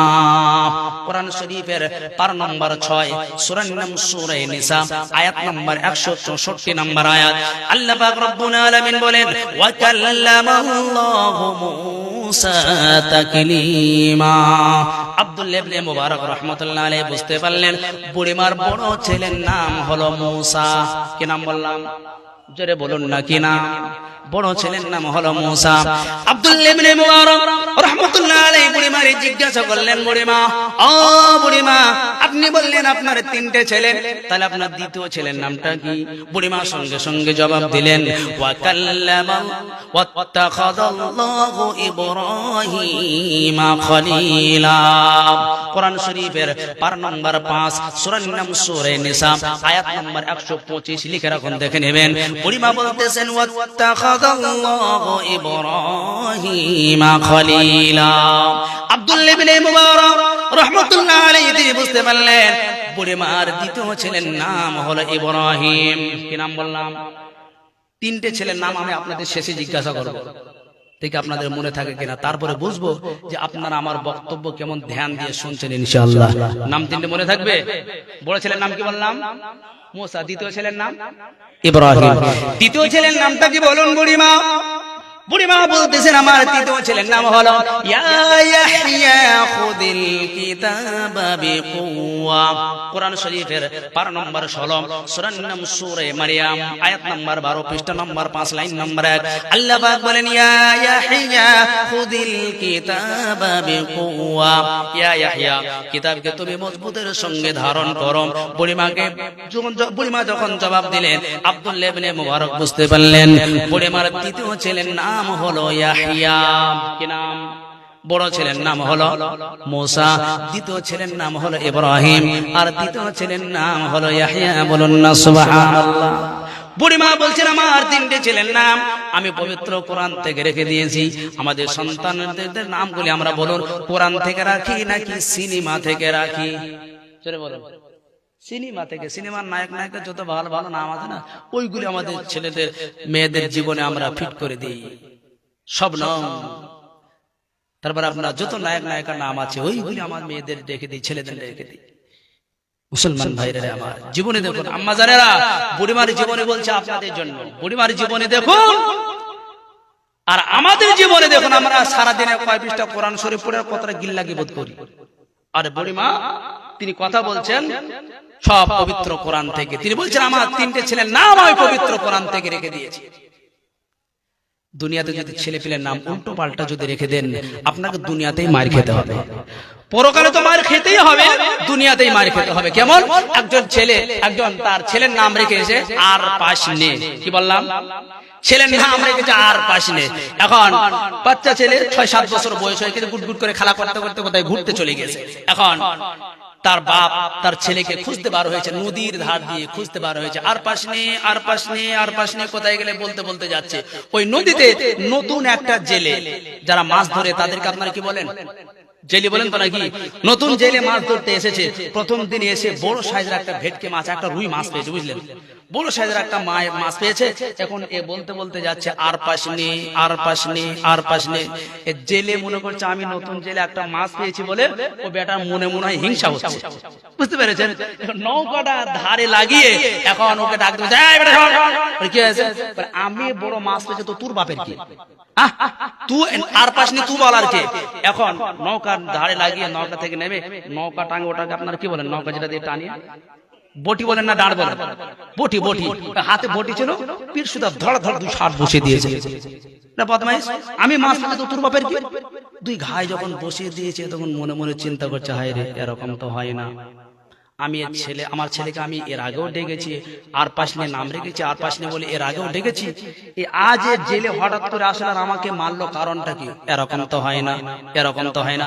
বলতে বলতে বলতে বলতে রাস্তা দিয়ে চলে যাচ্ছে।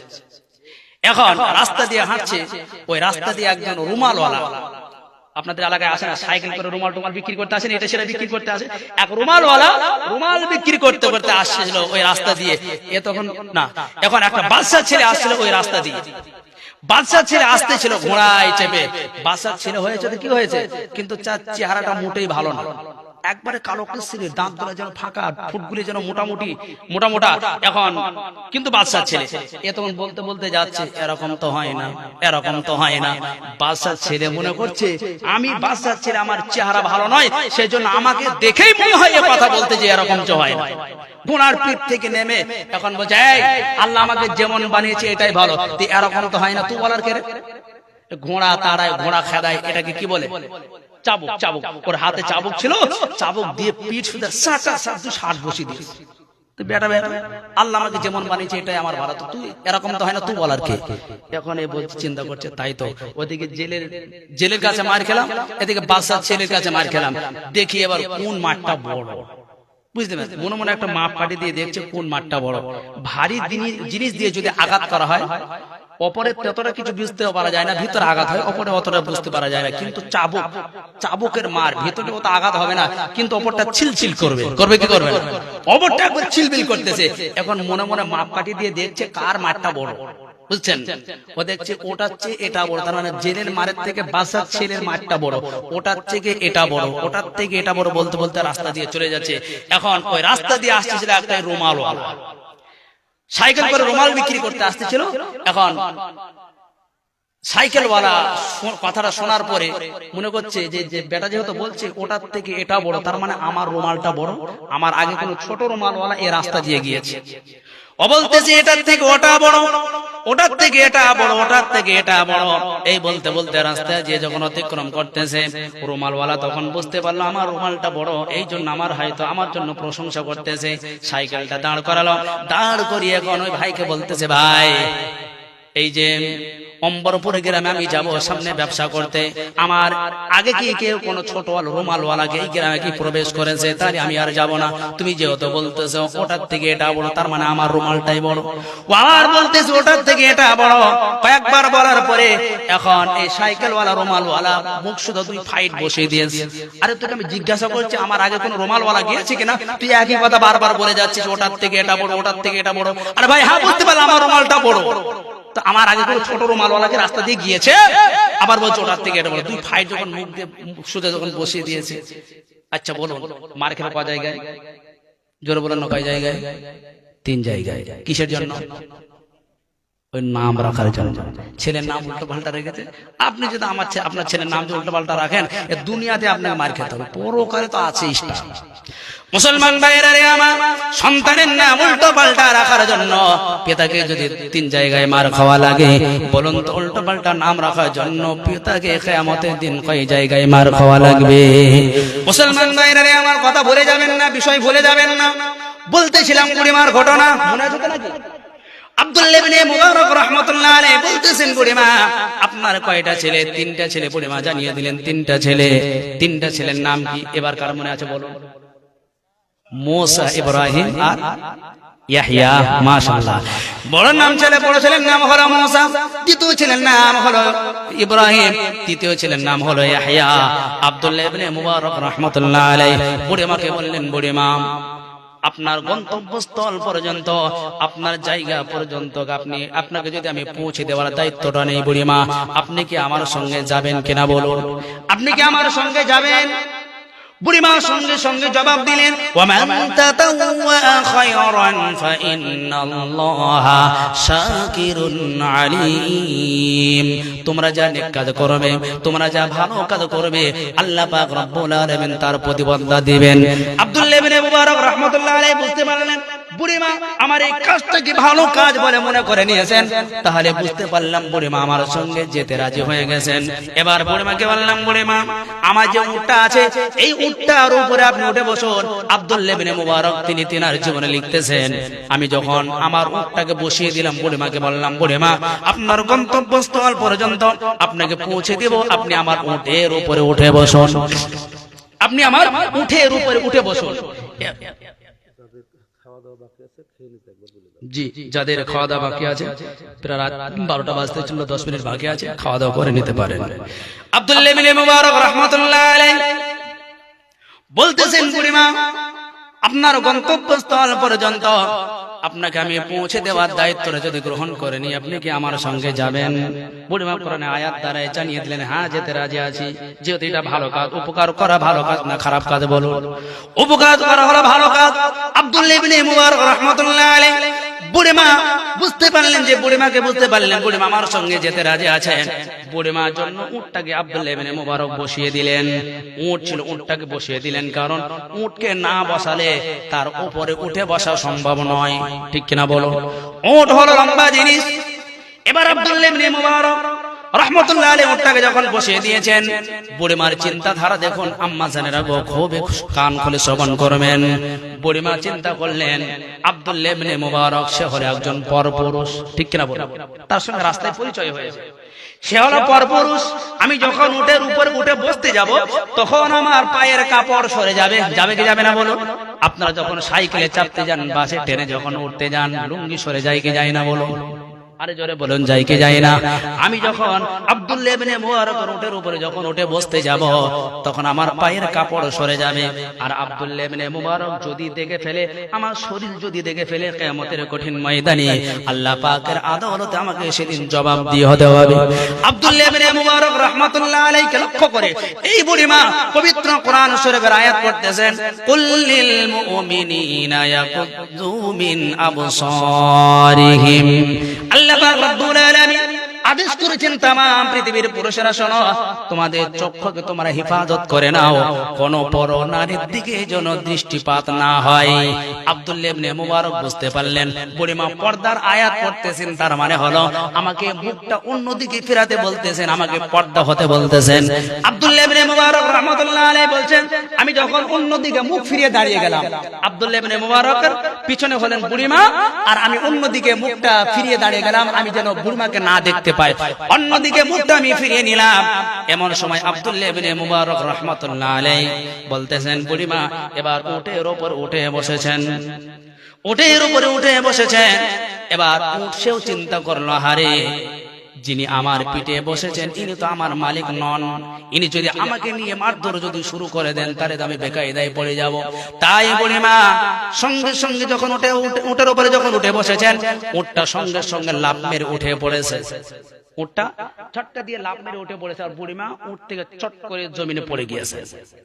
পড়ে যাওয়ার সঙ্গে সঙ্গে বুড়িমা একটি পবিত্র কোরআনের আয়াত পড়তে শুরু করে দিলেন।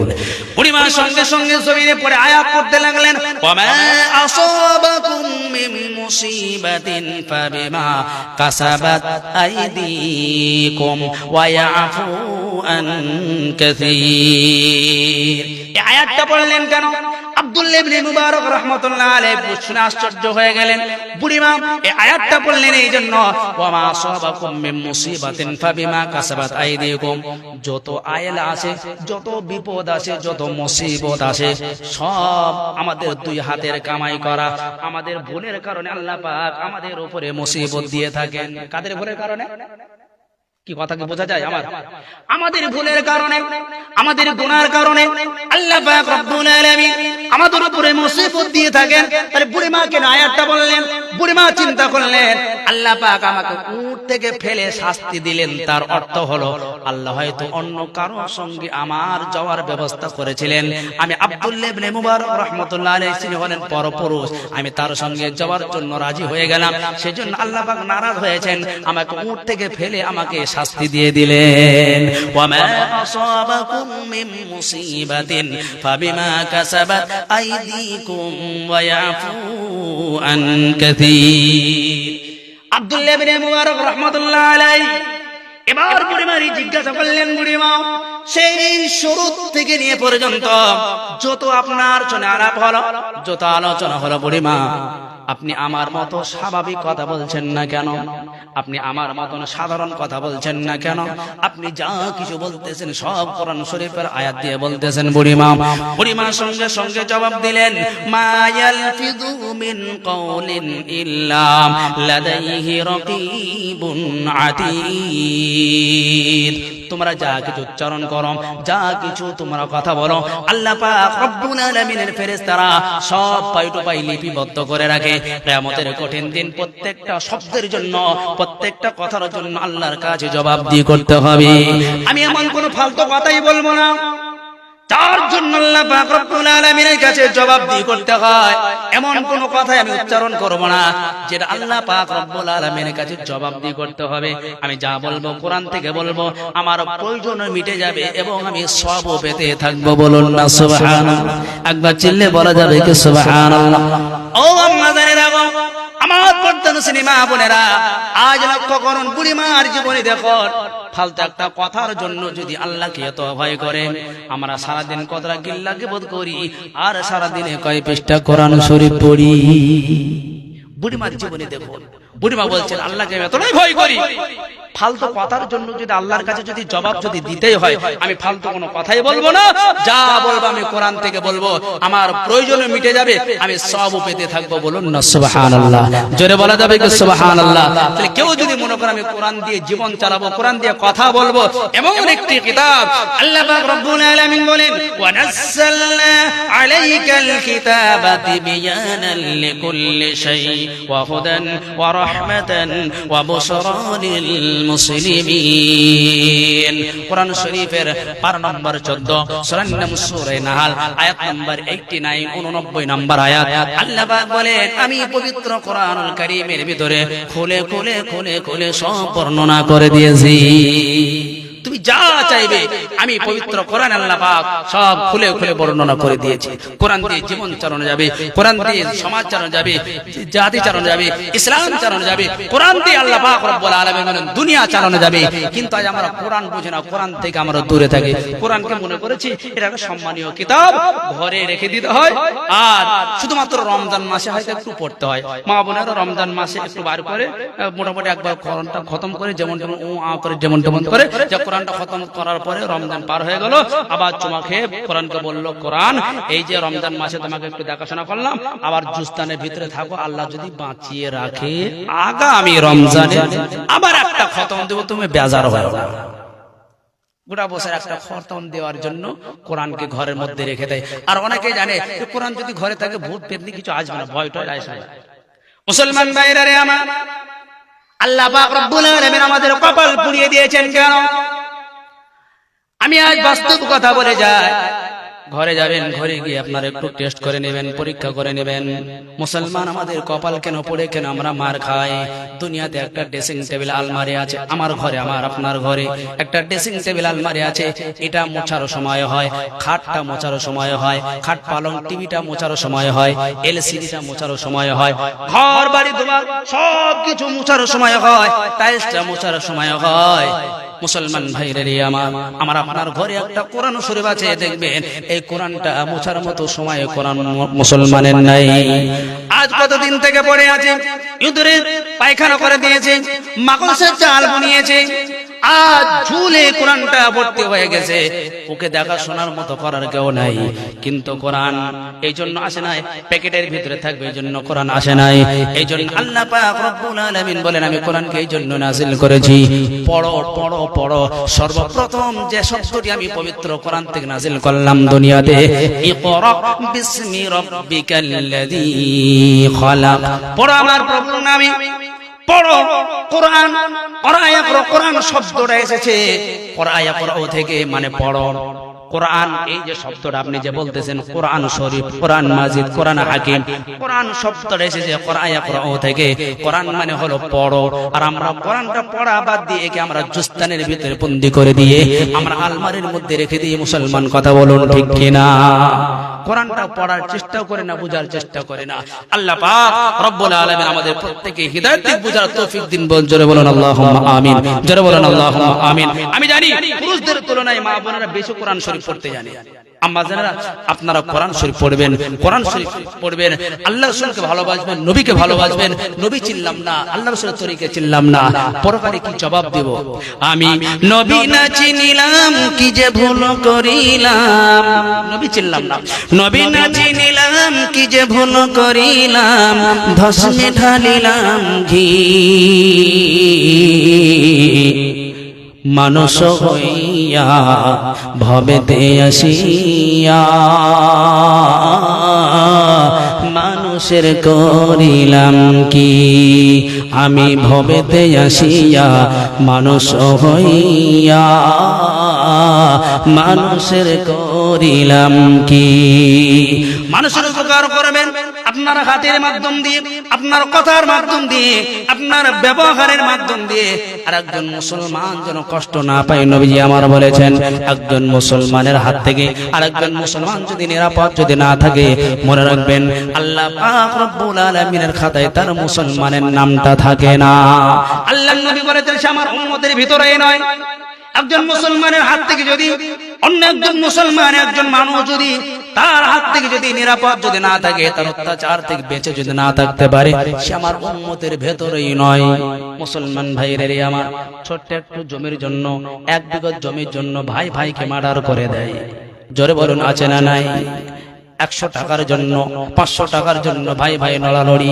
আজ মাসের পর মাস বছরের পর বছর ধরে ভাইয়ের সঙ্গে ভাইয়ের সম্পর্ক নাই ও মুসলমান কিয়ামতের কঠিন ময়দান আল্লাহ পাক রব্বুল আলামিন সেদিন কাদায় সেদিন আপনি কিভাবে জবাব দিবেন আদালতে আল্লাহ পাক রব্বুল আলামিন আদালতে আপনি সেদিন কি জবাব দিবেন আজ থেকে হবে না এই কবরে এই মাটি কারো ছাড়বে না আপনার ছোট্ট ছোট্ট ভাই রেখে গিয়ে আপনার আব্বা মা দুনিয়ার বুক থেকে বিদায় নিয়ে চলে গেছে এমন চালাক ব্যক্তি অনেক আছে ভাইকে বোনকে ফাঁকে দিয়ে আব্বার জমিগুলি সব নিজের নামে করে নিয়েছে এমন আল্লাহর বান্দা বুঝি দুনিয়ার বুকে নাই আছে না নাই জোরে বলুন আছে না নাই ভাইকে ফাঁকে দেয় বোনকে ফাঁকে দেয় ফাঁকে দিয়ে সমস্ত সম্পত্তি সমস্ত জমি নিজের নামে লিখে নেয় কিয়ামতের কঠিন ময়দানে আল্লাহ পাক রব্বুল আলামিনের কাছে সেদিন আপনার কি হবে উপায় সেদিন কি উপায় হবে দুনিয়াতে আপনি বেঁচে যাচ্ছেন কিয়ামতের ময়দানে বাঁচবেন না 60-70 বছর জিন্দেগি আপনি বেঁচে যাচ্ছেন কিয়ামতের ময়দানে বাঁচবেন না সেজন্য আখলাক ব্যবহার ভালো করুন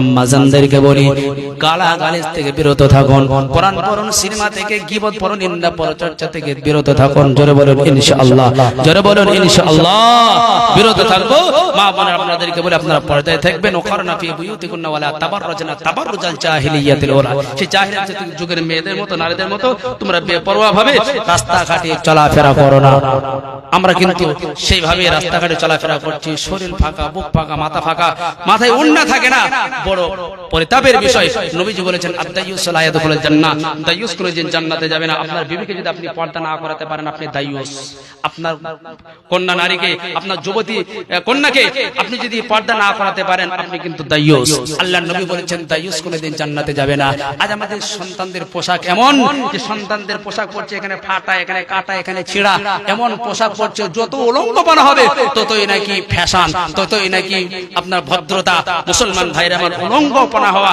উলঙ্গ হওয়া যদি ভদ্রতা হয় তাহলে তোমার থেকে সবথেকে বড় ভদ্র হলো কুকুর সবথেকে বড় ভদ্র হলো কুকুর কারণ অত উলঙ্গ হয়ে থাকে মুসলমান ভাইরা আমার আজ বর্তমানে কথা বলতে গেলে অনেক লম্বা হয়ে যাবে আমি লম্বা করতে চাই না যত বক্তা চলে এসেছে আমার সময় শেষ হয়ে গেছে আমাদের প্রত্যেককে আল্লাহ শোনার থেকে বেশি আমল করার তৌফিক দিক বোঝার তৌফিক দিন জোরে বলুন আল্লাহুম্মা আমিন জোরে বলুন আল্লাহুম্মা আমিন যা কিছু কথা রাখলাম আল্লাহ পাক শুননেওয়ালা বলনেওয়ালা উভয়কে আমল করার তৌফিক দিক আমার কথায় কোন আব্বাজান ভাইজান যদি আঘাত পেয়ে থাকেন নিজের সন্তান হিসেবে ভাই হিসেবে ক্ষমা করবেন আমার পরিচয় আমি আপনাদের কাছে একটু দিয়ে যাই যদি আপনাদের কাছে আমি নতুন মানুষ আমার বাড়ি হচ্ছে আপনার এই সরচাঁদগড় বড়চাঁদগড় ছোট নলদা বড় নলদা এই বড় নলদায় বাড়ি আমার পলাশী লাইনে কুলগাছি পলসন্ড নাম শুনেছেন আপনারা জি বড় নলদা গ্রামে আমার বাড়ি ওই গ্রামে মাদ্রাসার আমি প্রধান শিক্ষক আমার মাদ্রাসা চলতেছে আলহামদুলিল্লাহ ভালো 286 জন ছাত্র আমার মাদ্রাসায় সেই মাদ্রাসার আমি প্রধান শিক্ষক আগামী